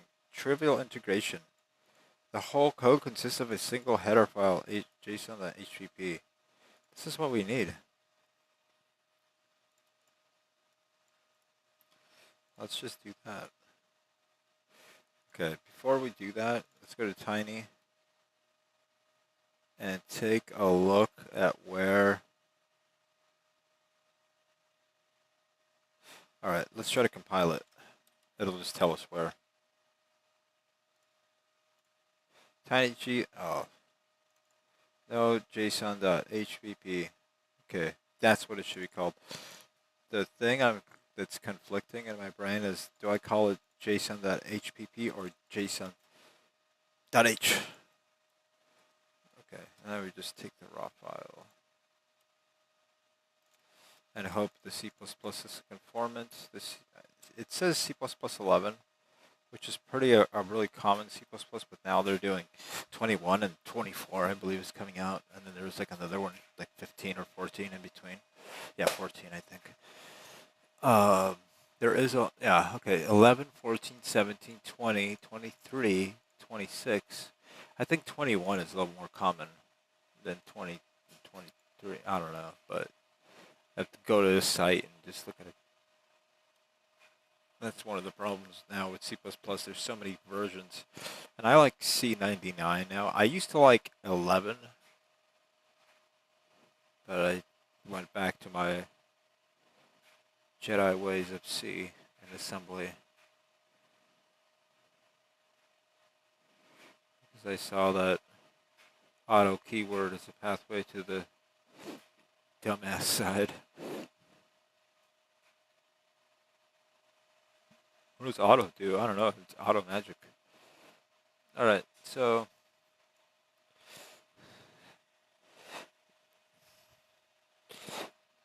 okay. This is okay, we're gonna get one more error. We need STB image. Let's go just STB image H. Okay, we're missing STB image H. We get it from nothings. Repo. Raw. So wow, now we have like a total of 3 H files. Now in my other project, I broke down the text rendering.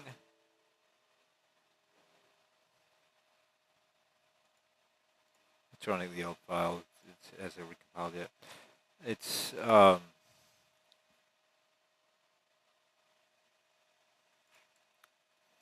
got the text broken up to multiple object-oriented things. It's bad the way it kind of is right now. Just spaghetti. That's the thing. A lot of your first projects will turn into big spaghetti, and it's good. Because that way, you like know where everything is. It's all in one file.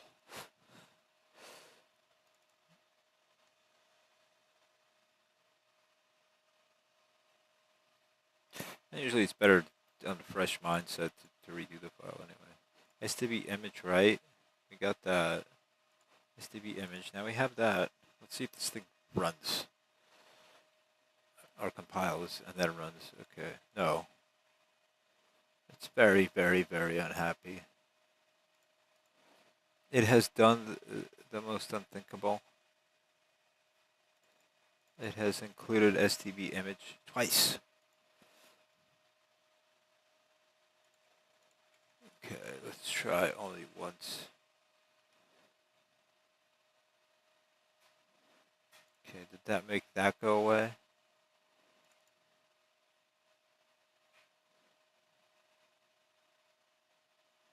Okay, this is error checking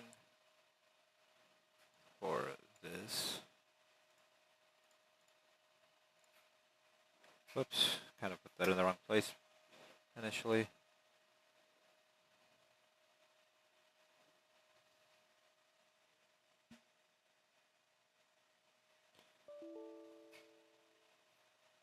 And it should exit, yeah. Right. Now let's scream at the computer. We're gonna scream at it. Char CZ GBL model name 512. I like 512. STR copy. This is how I like to define strings. I know you could do this other way. But I like to have it so like it has like a buffer. Put that in there. And write what's our name? Like barn something. Barn texture 2. Obscure asset name. Huh.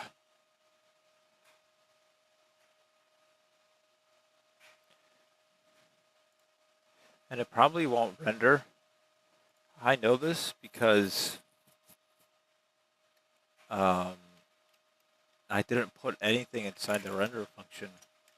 So how is it going to render? They made me not use str copy. I'm going to go find a unique version of str copy that's faster on the internet. Alright, and they failed to parse gtltf. Failed to read file. Error opening file. Alright, so it's just not in the same directory that it should be. where it should be, we should actually check out, just because I made this stupid folder, we should do the good deed of giving ourselves a full copy of this JSON. I've written a JSON parser before, kind of, or I modified somebody else's kind of in JavaScript. And yeah, it was really cool once it worked. Wish I had the source code still. Because in Ajax, that was like the thing to do back in the day. You just parse JavaScript and your web app was just... And it was insane because I got it to like be fast too. It's like ahead of the curve. That's why they have all these like logos here. It's like, oh, you could parse JavaScript. Or Java string object crap. Yeah. So I don't know why they're using JavaScript objects inside of C++. They're kind of stupid. What's wrong with them? And they have all these like emoji icons with dumb words written next to them. Stupid JavaScript. I knew it was going to do something even more dumb than it was. Okay, so let's see. Text renderer does have barn file. What do you know?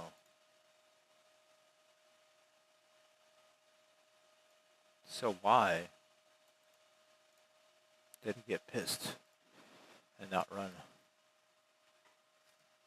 K, CD, dir. Yeah, it's in there. I saw it. Actually, I didn't, but yeah, it's in here. Basic barn texture 2. Name of our file. RTS game tiny gltf. Run. Alright, so it didn't get the error. It loaded the model. How do we know? I don't know. Okay, can we scroll back? Oh no. Yes, we can. See, it said the whole alphabet. It's smart. It knows the alphabet. Okay. Did it say anything about loading the model successfully? No. It doesn't do anything. Printf, warn, ret, failed to parse tf. I don't know, just else. gltf loaded. Good. Printf. Exit 0. It's just... I know where it's probably pulling it from. It pulls it from the root directory if it's like this, right? Not from the debug. Failed to parse gltf. Failed to read file. Failed to open error. And then it fails to parse it. It's kind of really stupid. Like, they should have, like, written those ifs better. I think we just have to take this, just drop it in here, in case we want to debug. Stupid. What a dumb thing.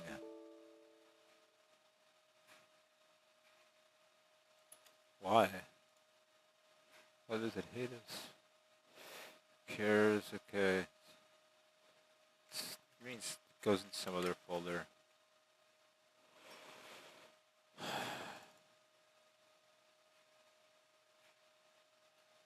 It's already in this folder, right? No.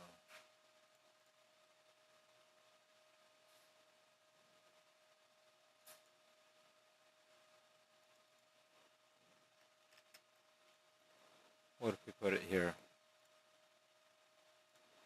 And when you cancel copy cut, it won't paste it again. We learn something IT new every day. Damn it. Where is it looking though?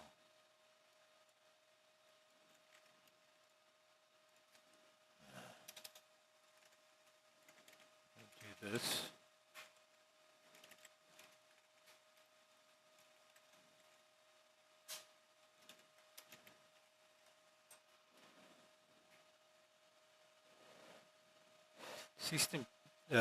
System PWD should give us a place where we're at. But I don't think it's a DOS command.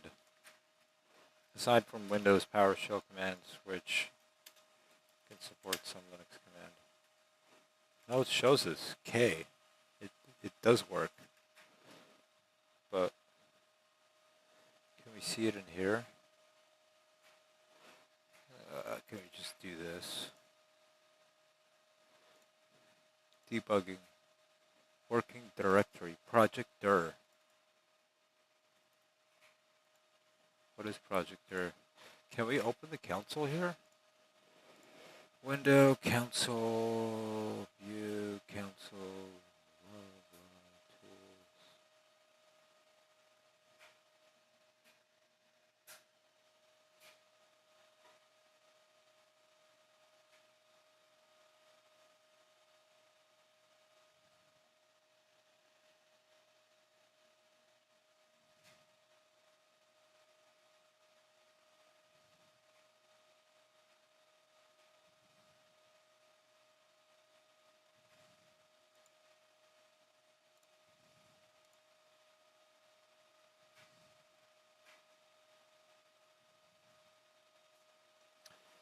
Output.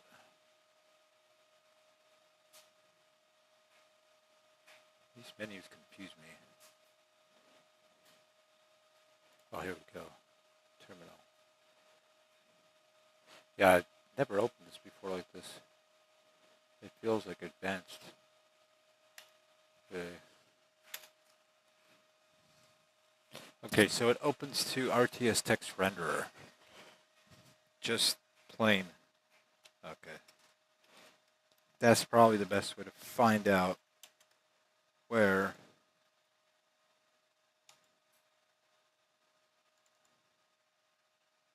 no. It opens it to here. That's weird.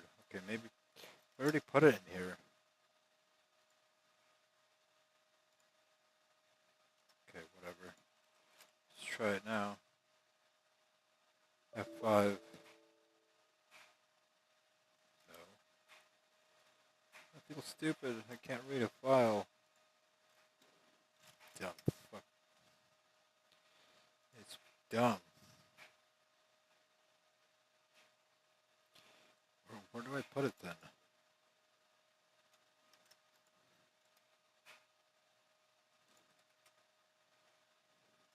Just put it everywhere.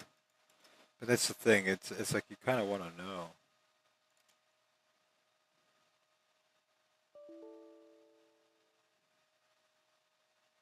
GLTF loaded good. Oh, and it does display PWD right here. Okay. Get rid of that. Get rid of that.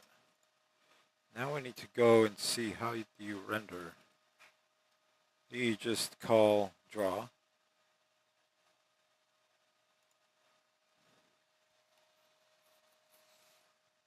Or do you have to just every single vertex map them out?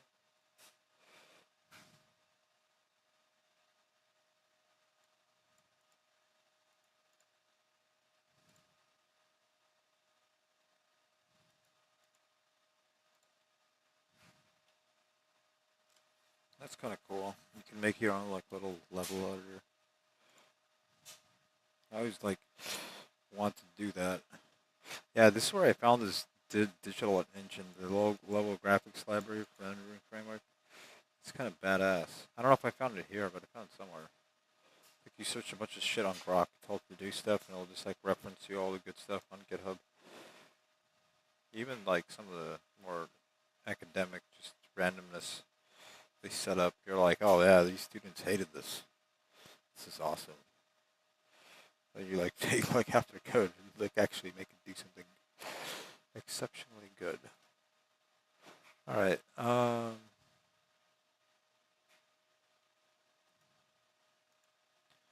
Python required.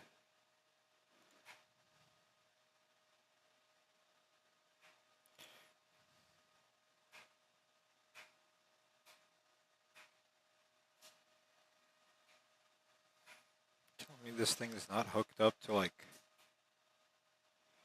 a renderer. How do I do this? To-dos, write example test for animation and skin. Oh, it doesn't have animation. Mesh compression, decompression, open 3D GC. It's like advanced. I don't know what this means. It's making me scared. I want to leave. Okay. Yeah, there's this C++ 03 version used development. There's Pico JSON or something, or Rapid JSON, but not maintained anymore. So it's like you can have a lot of fun doing that.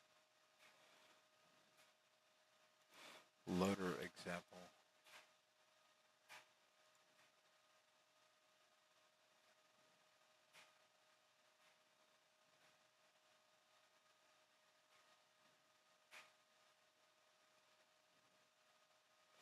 Oh yeah, that reminds me.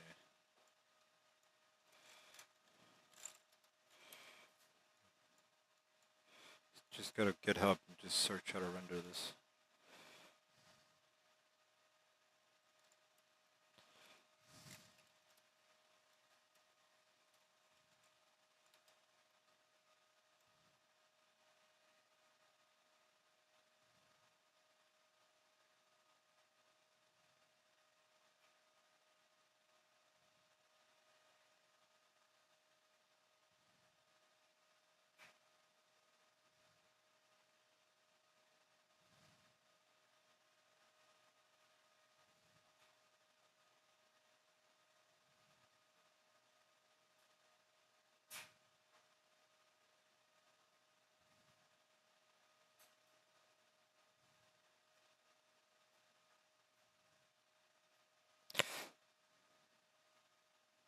Should be June 25.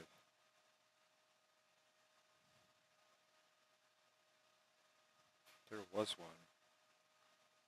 Oh, it's called something else, but... Oh, it's bastards. Just ask again.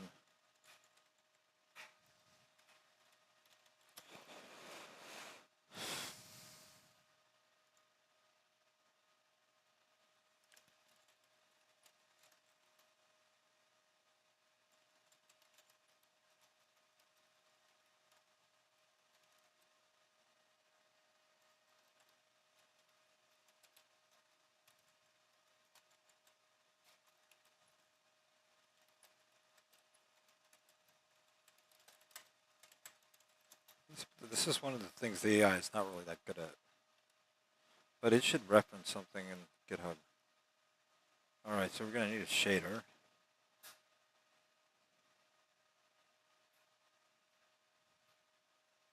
It wants to have GLM. Damn it. That's fine, we have GLM directory.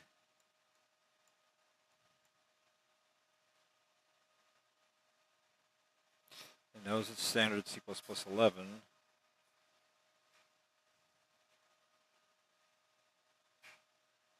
Oh, okay, so there's a depth style difference between bulk and a direct style depth, which is 0 to 1, while OpenGL uses -1 to -1.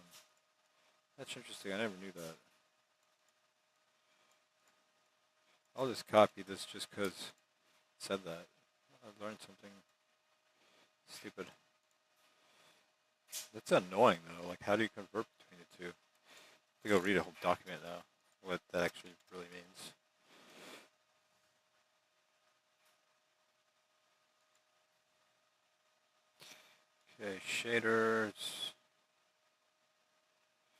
Oh wow, it's like doing all this fanciness.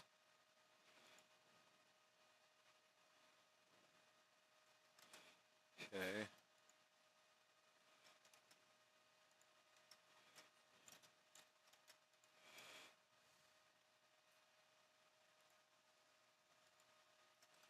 Let's include GLM just so we get rid of the errors.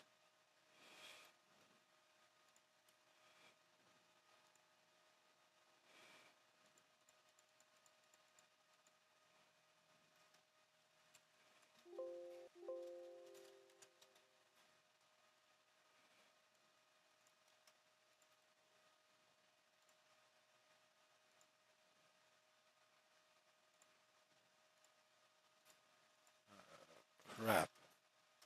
Cancel. That is the worst thing that can happen. You can hit that. And it just wipes out your whole...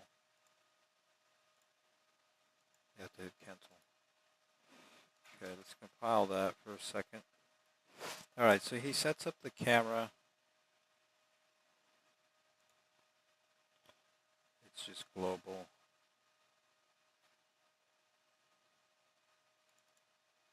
Redefinition.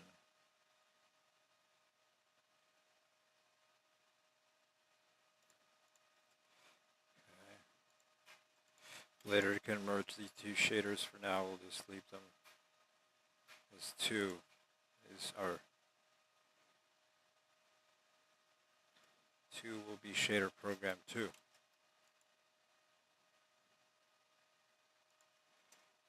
It's annoying because I like to have it all in one shader, or you could have shader object with model object together, kind of.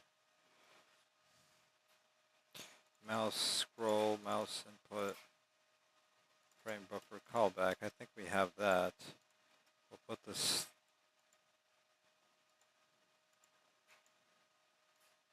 We'll put these up and where shader program 2 was.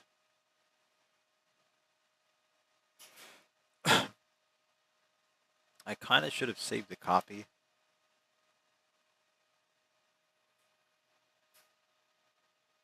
Maybe I should just save a copy right now. The chances of this crashing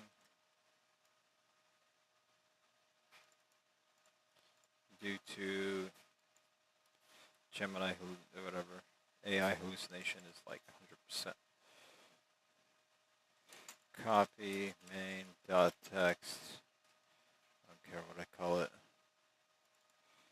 Just at least to have another buffer here to help us. That's with the project. Alright, let's compile this. We'll get functions not defined, link error. It's fine.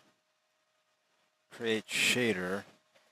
Load GL textures.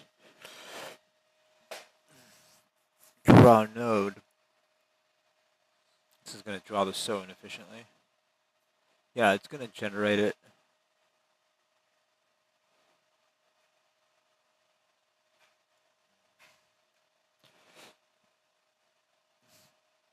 At least it'll attempt to do it. And create shader function should be same function we already have. Oh, it actually builds. Wow. And I don't... Does it even have... Where's the mouse function, though? I have this callback. I have the prototype for it. I just inserted way up here for whatever reason. No reason at all, really. Doesn't really need it, but...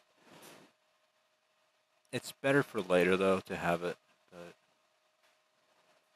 Yeah, create shader.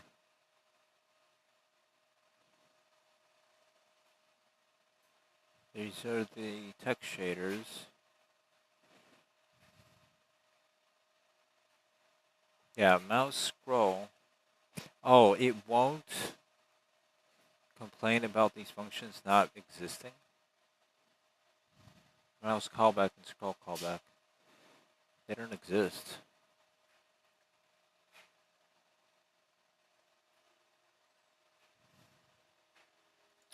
Do we have this function called create shader? We do. and it does something else. It doesn't have this type of format.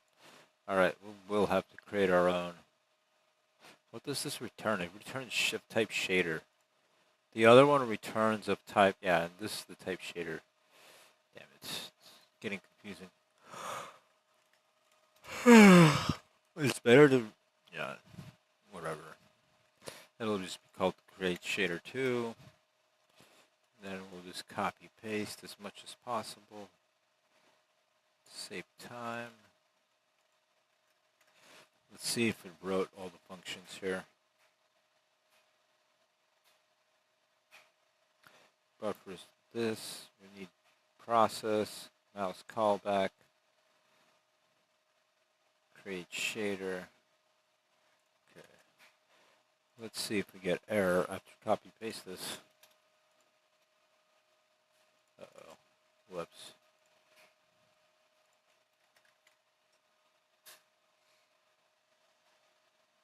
But even though if it did this portion wrong, the whole crazy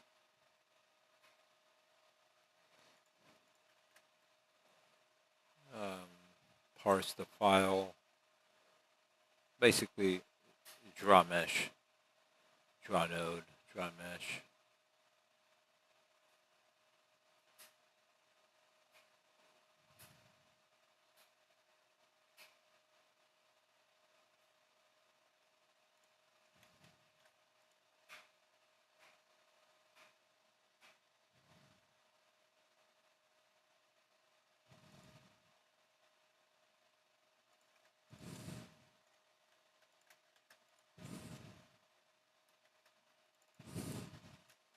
I want to do cout, but really, I can just throw this into a printf.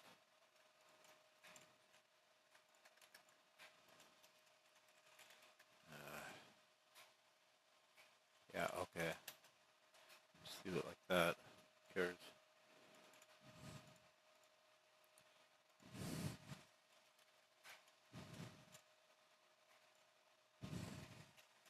Converting cout to printf statements. It's my daily hobby. Okay. Oh, there we go. My daily hobby reoccurring. Good. Info log, compilation failed. Oh, this is for shader error stuff. That's cool that it has this.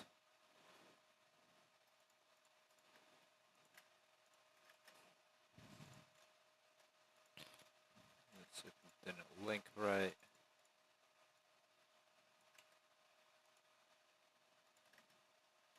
Then we could switch back to cout if we need to, because that's better format for Android. A-out. So multiple reasons to keep that around. Okay, recursion, generate the code. We could hit code generate if something is already whatever. Now we need to add some callbacks in main. Is this the model render function? Yeah. I think it's just like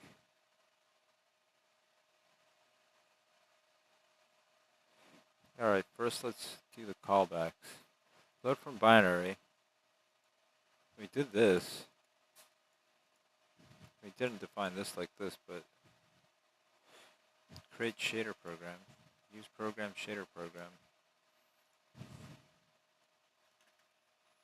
Okay, let's start with, no, we need to. glfw cursor disabled. Tell glfw to capture our mouse.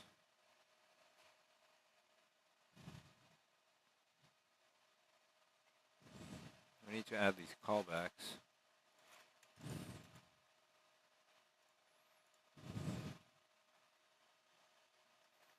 Let's put this into our init function. Make it like at least a little cleaner.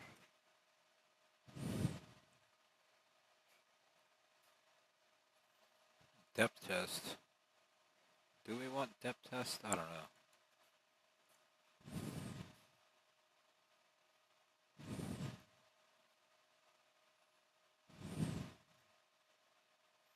Okay, loaded the model. We'll just have depth test enabled. It's 2. This is 2. This is 2. This is 2. Why is this dot 2? Okay, that's fine. It's being stupid.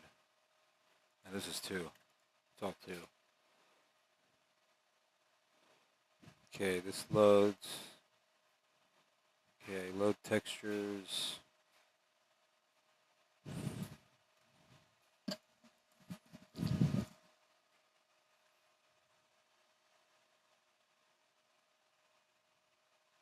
What is the code that does our text texture?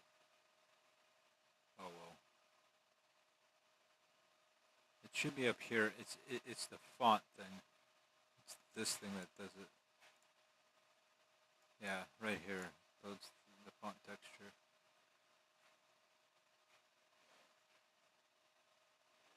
But we need to load the model texture after we loaded the model. Can we load it before we load the shader? No, let's just load the shader also, and then load model texture. Okay, while in our loop, we're gonna have to, this is render, we could call this render text. Color, swap buffers, okay, so we don't need to swap buffers. We could like transform that into render text later or something. It would be nicer to put it all in render.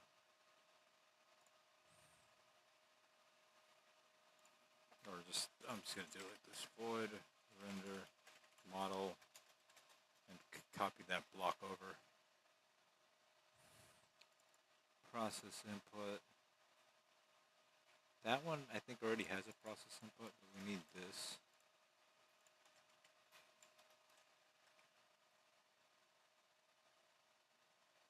Shader program 2, process input window.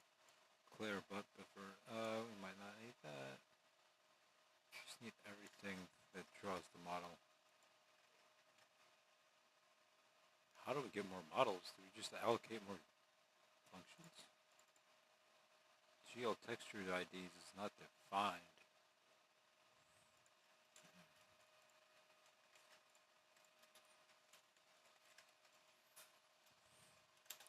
Everything just to, so I don't have to include a cout.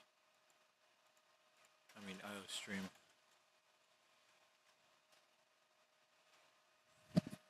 Because then we get a mixture of, then we still like want to use some C string thing.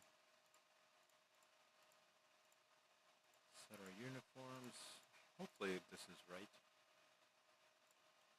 This thing is a stupid thing. Where does he declare this? Okay, here. There's only one good fix for this. Put it up top, global variable, everything. Which is really bad because it makes it so much harder later too.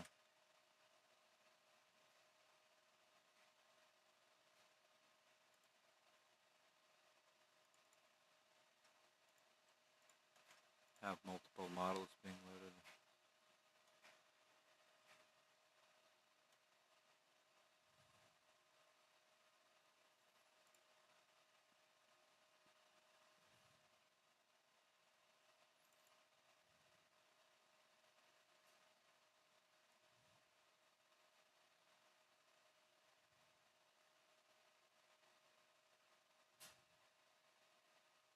Oh, this is good.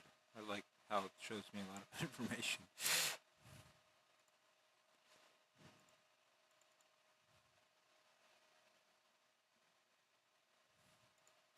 We'll comment this one.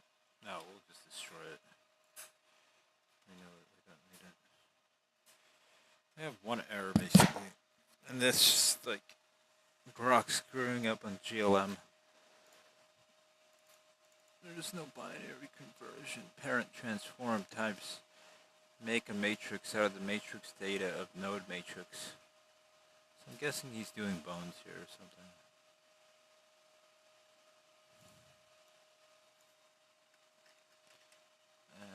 fix for this. Let's just go to grok. And this code fix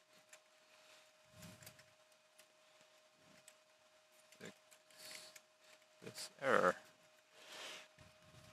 I like how the LLMs like really know what their mission is, even though they have hallucinations.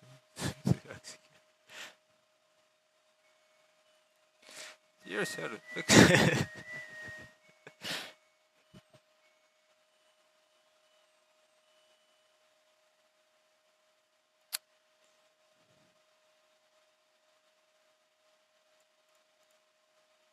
Oh, so he declares a local variable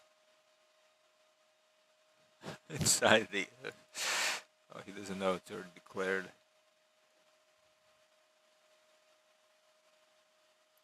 Convert mat3 to mat4. This is a mat4. Yeah, I didn't know if it was or not, but. Alright, so.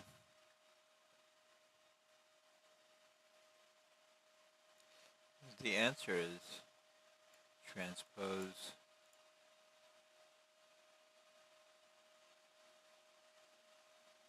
I don't know what this make mat4 thing is.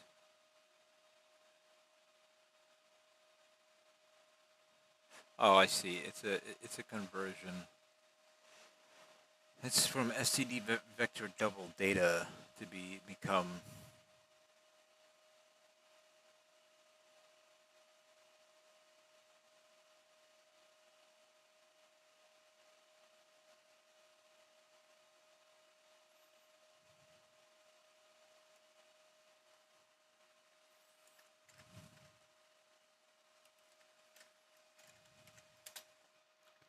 Yeah.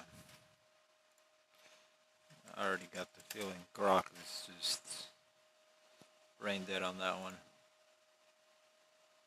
Just asking apples and how to make oranges.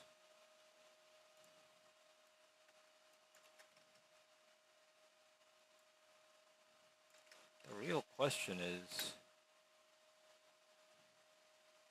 oh, what the hell? Oh, this doesn't have it on GitHub. It wasn't like something I checked out. Okay.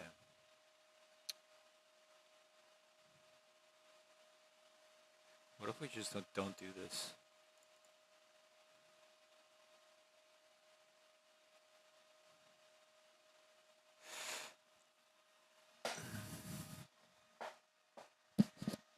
What we could do is go copy some other sample.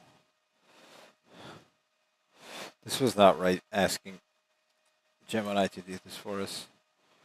It was better to go to GitHub and just find a model render function. Oh well. At least it's inside a model render function. It's not that hard to. I have a copy. Let's see. How long is this?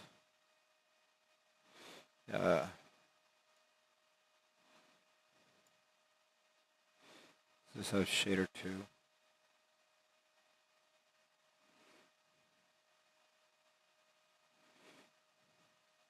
Yeah, it's pretty much the beginning. Alright, I managed to screw this up really bad.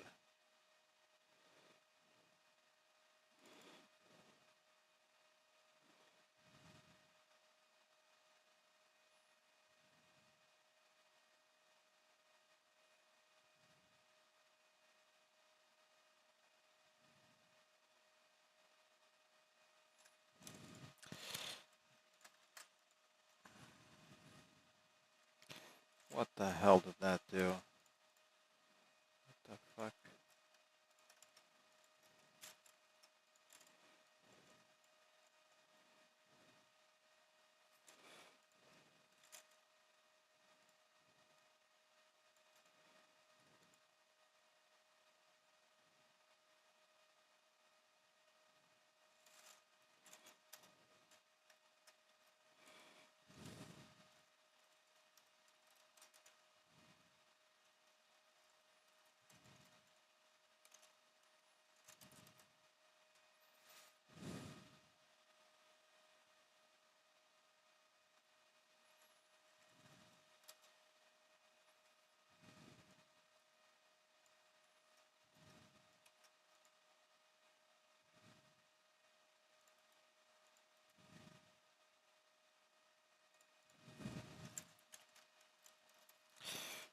just pretend that I know what I'm doing. Just copy the whole matrix one by one. I mean, we could try mem copy, but it's like a stupid template structure. You're not going to know what's going to be there. This is a really efficient way to do this.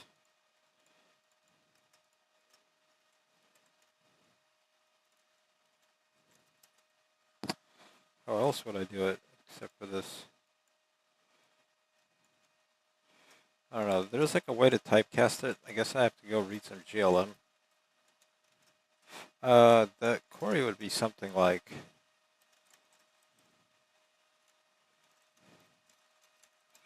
yeah, I need to go to Netflix. That'll help me.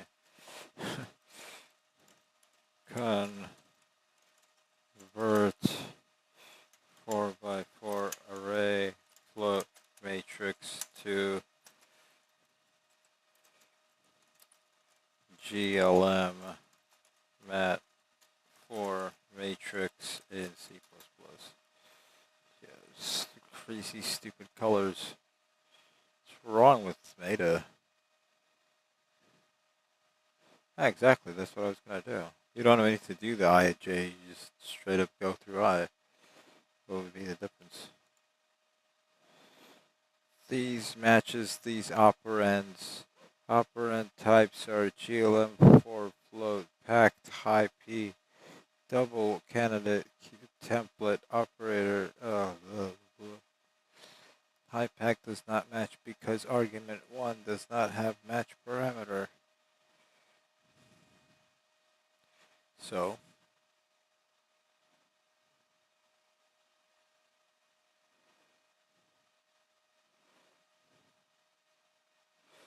I think you're stupid, dumb computer.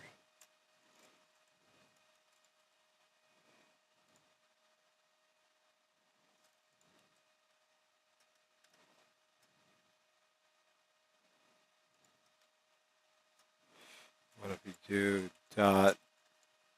data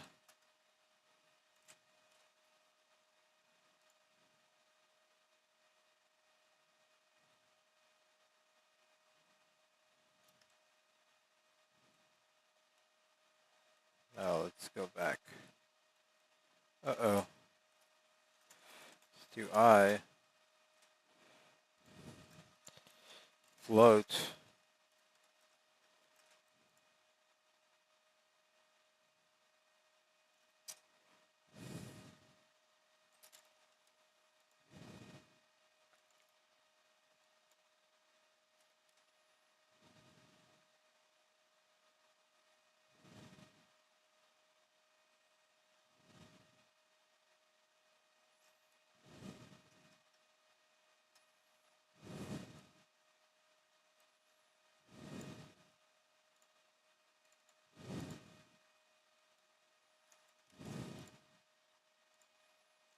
I guess maybe we do need the 4x4 thinger simply because of some other stupid thing.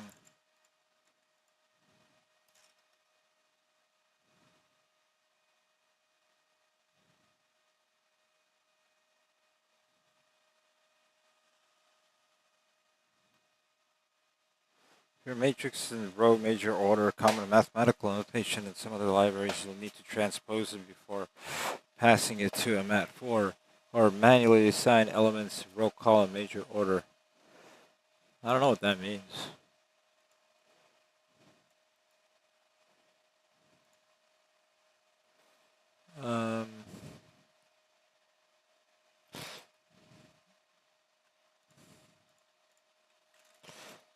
Have to just do like the linear algebra lecture for that one.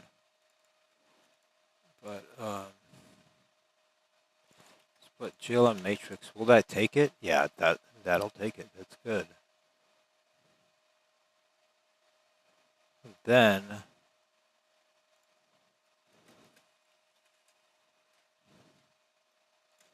I find this thing called an index. Index. Just do a little trick here. I times 4 plus j. And if it doesn't transpose or something else bad happens, I already lost the data type that I was supposed to put in there. Oh, it's this thing. And then instead of I, it'll be index. And then this will just be, but this could be completely wrong. That's the other part. So shouldn't spend this much time on it. But it made me learn a little bit of GML. Because I know like the math behind some of it, but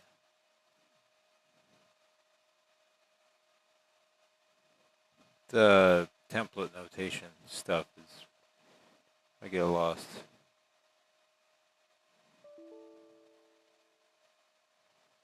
Okay.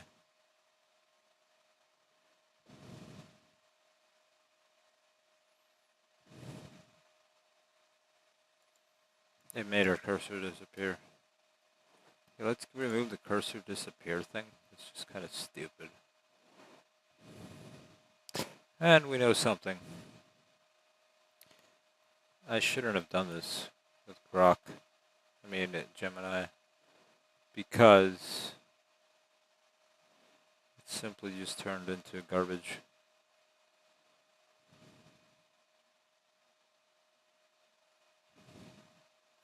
We know the basic structure of it though now.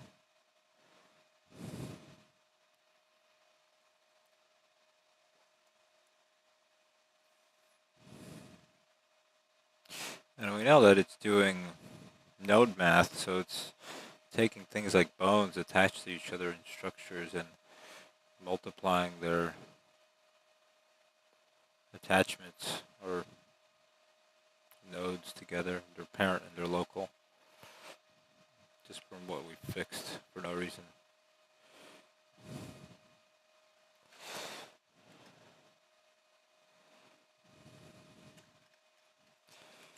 I'm finding this cursor code, cursing it out, like uncommenting.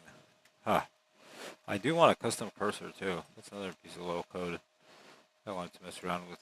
Import bitmap image and generate it and have it like change like in JavaScript people used to do. The changing cursor.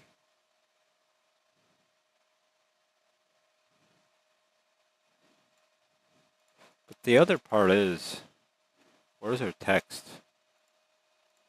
Why is our text not rendering? And I kind of know the answer. It's because of this way that we're initializing this. No, not this cache stuff. So it buffers this up.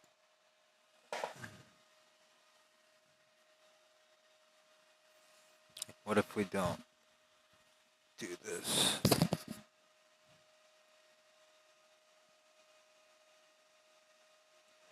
INIT text.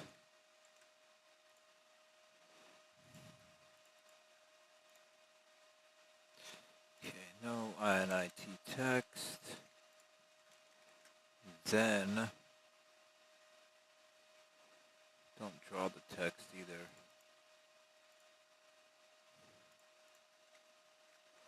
It's like we got rid of everything we worked for.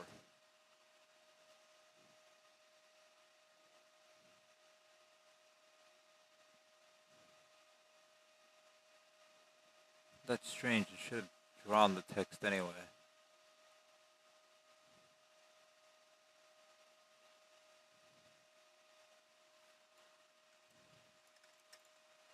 Did we forget to put render model in here?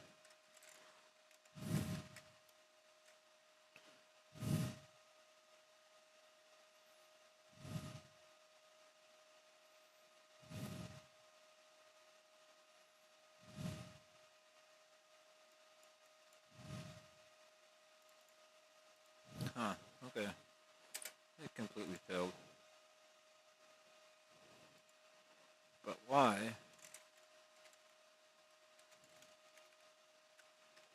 Does our text fail now? Everything fails.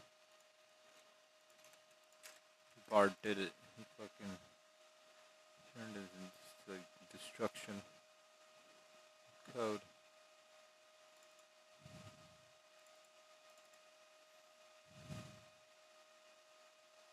Next thing is going to be like debugging this or finding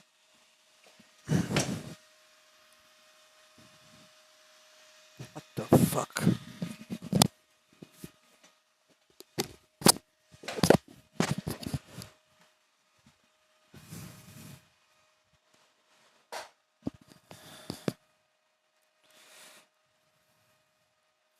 At least it gave us like these nice shaders.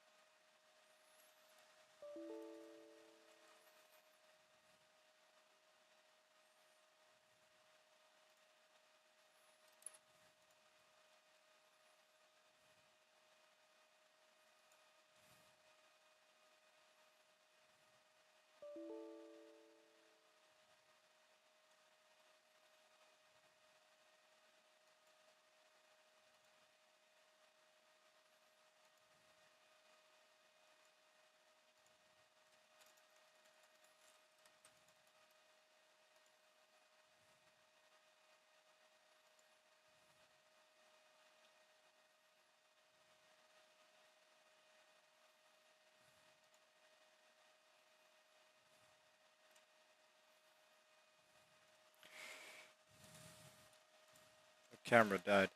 I need to go eat. My phone's dead. I should go eat. But yeah, I remember being a noob, really like as a kid, and looking at the draw node code and just being completely confused and deleting it because I didn't like the way it looked. Now I know what it does. Okay, vertex shader, we compiled it.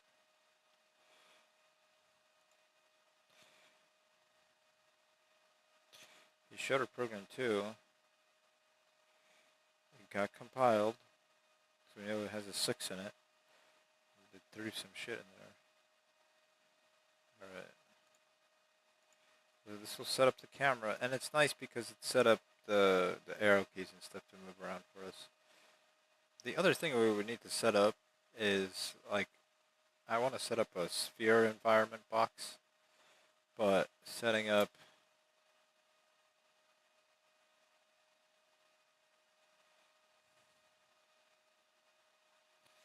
a sky and like a plane, yeah. There's like a sky box, then there's a, what you call it, map? Sky map? World map thinger around the world. Okay, so scene has 2 node sizes. Our model shouldn't be that complicated. That's how complicated it is.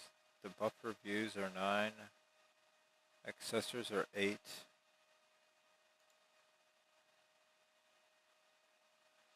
Generator, Chronos, GL Blender. Okay, so we can see that inside there. How the asset was shot in.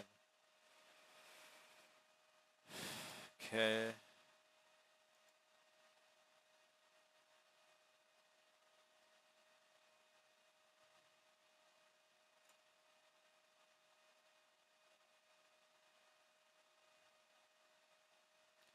Generated a BAO.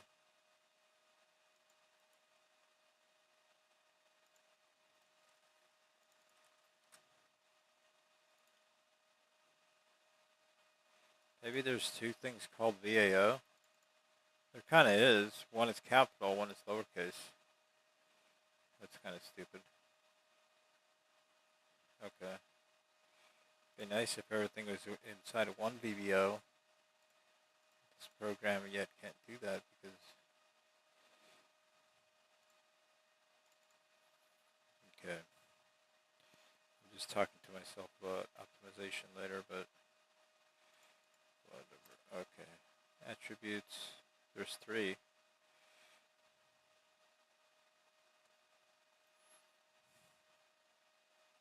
Should I try to fix it like this and just drive myself insane just to learn a little bit? Maybe.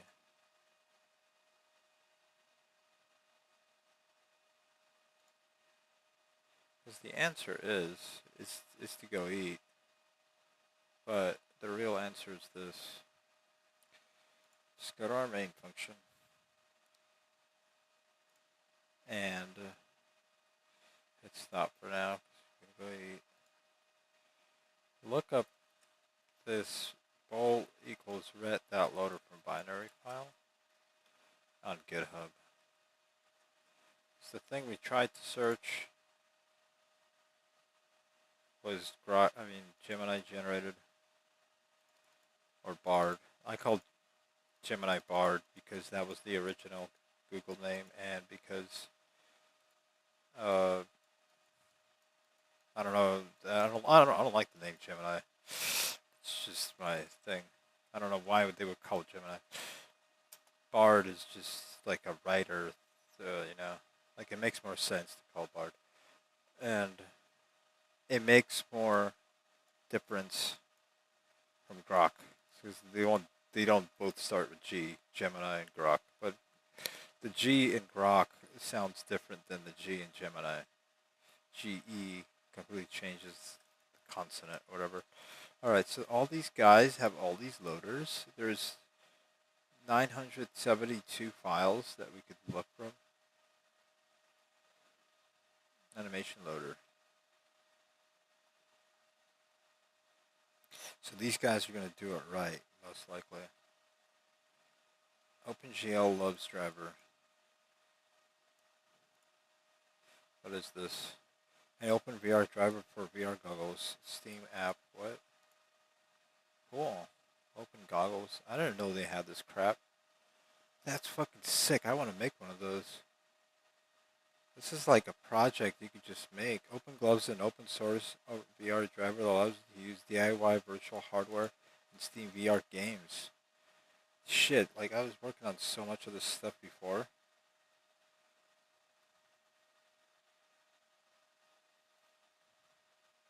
Should add this to the RTS game. That would be cool. Like you have to like sit there and like put boxes for supplies.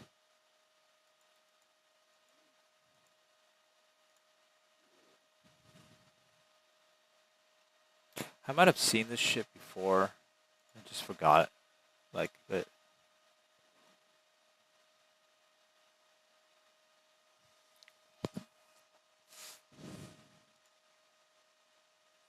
Alright. We're gonna like save this. This is gonna be a part of GLFW.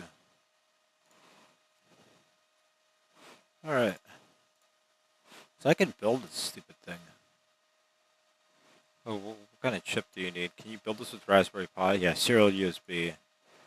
Bluetooth serial. Multiple communication modes. Name pipes. Just name pipes. Just fucking pipe this shit.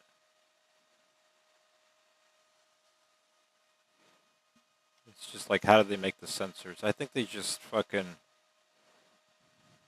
made some buttons. Because the Raspberry Pi has the Pico if you want analog driver. And it has this other GPIO extension board that I think I still have. Alright, so this is the animation loader. Head tracking. Where's the renderer? Hand tracking. The fuck? Cool. Yeah, because this is a really nice type of project because you can make the whole gun thing. You can make like the Steam hands, but you would have the version that doesn't cost shit. Make it like out of fucking Amazon gloves and shit. Just any type of like little work gloves. The ones you like throw away in the trash. But you could wash them again a few times. And they'll be like semi-good for gaming.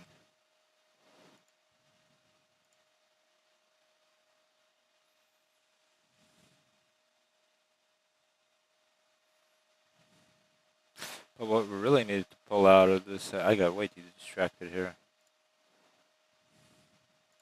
There's an overlay. VR system. There's a threading. Hand tracking, factory driver device, pose drivers, knuckle device driver. What we needed is the animation thing. Where was that? Damn it.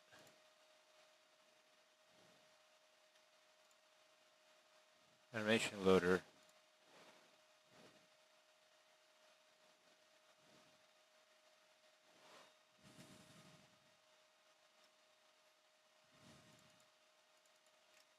What is this implement thing? Load. Oh, okay. Load from binary. Blah, blah, blah, blah. Keyframes transform.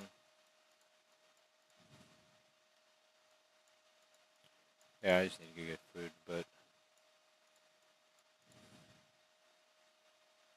So it doesn't look like in the example that they're loading anything complicated except for boxes. Configure your driver. Like... Oh no, there was some text too.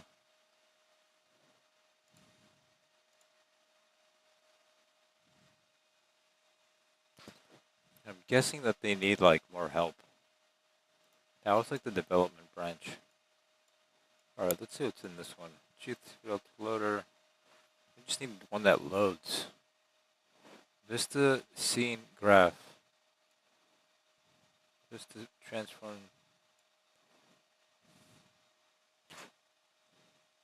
The other one would be cool that to have also touch. So where you would have a mouse, keyboard, and one of your devices acting like a touch. Maybe like another keyboard. Like a little fucking typing keyboard. So you could just keep slamming on your keys while typing on the device.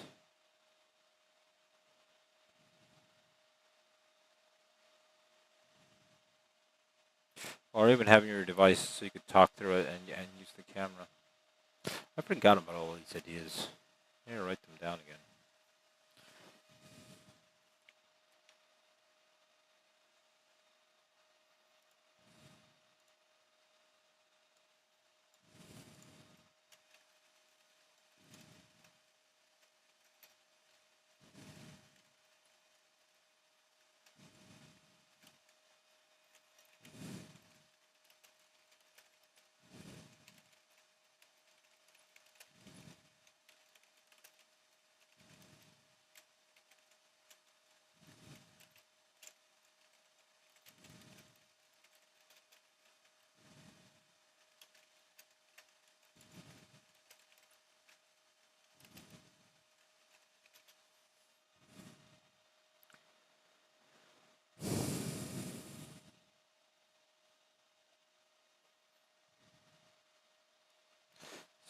They do go through the nodes here.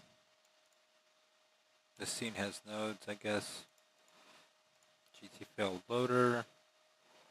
And then they should have GTFL render text loader. This is the kind of broken up HDR buffer. Alright, Alright, let's take a look. 2 more super fast. Host scene. Model, GTLTF. Oops, I should have done it like this. Silent Hill enhancements too.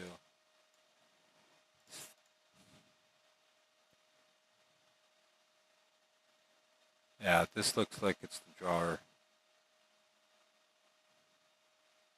For mesh.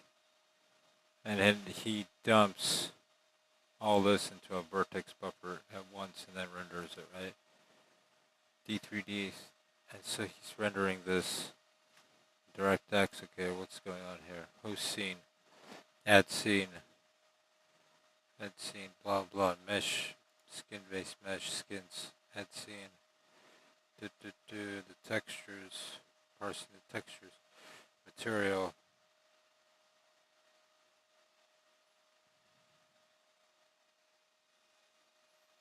Interesting engines code here, like just different cool stuff.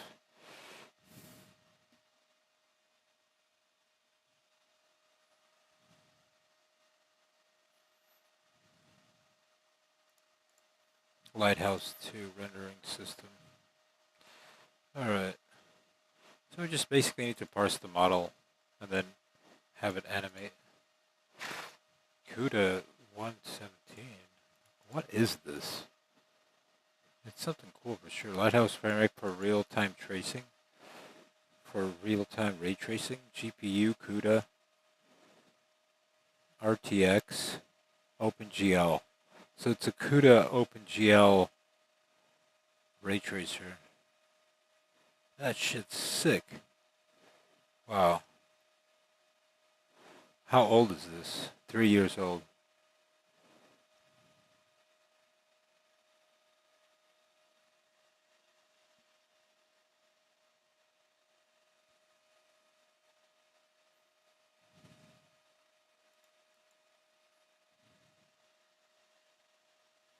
Make sure to choose the correct version, 11.7. What if it's not 11.7, like...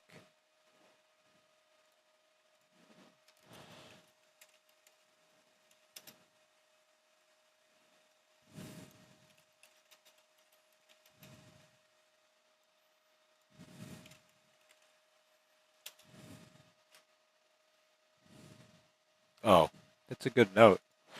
I don't know if even if the driver is installed right now. I mean, it should be. Because I was running PyTorch.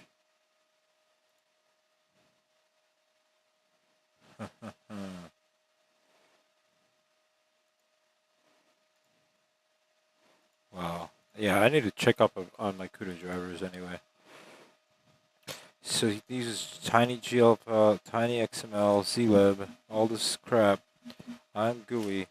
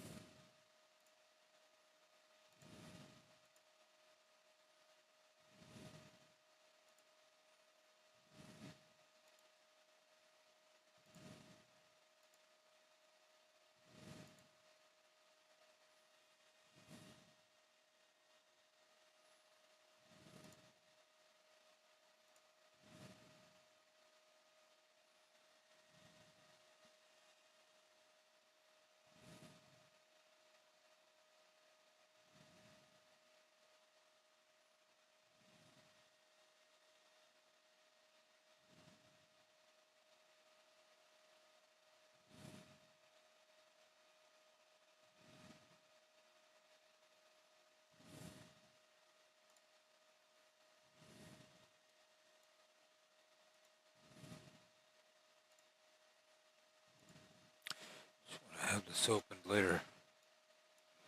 Alright, so there's more. Good. Now there's cloth simulation, file format, scene tree. Alright, we'll get back to this. We'll get like at least a static mesh. I think I'll just scrap it.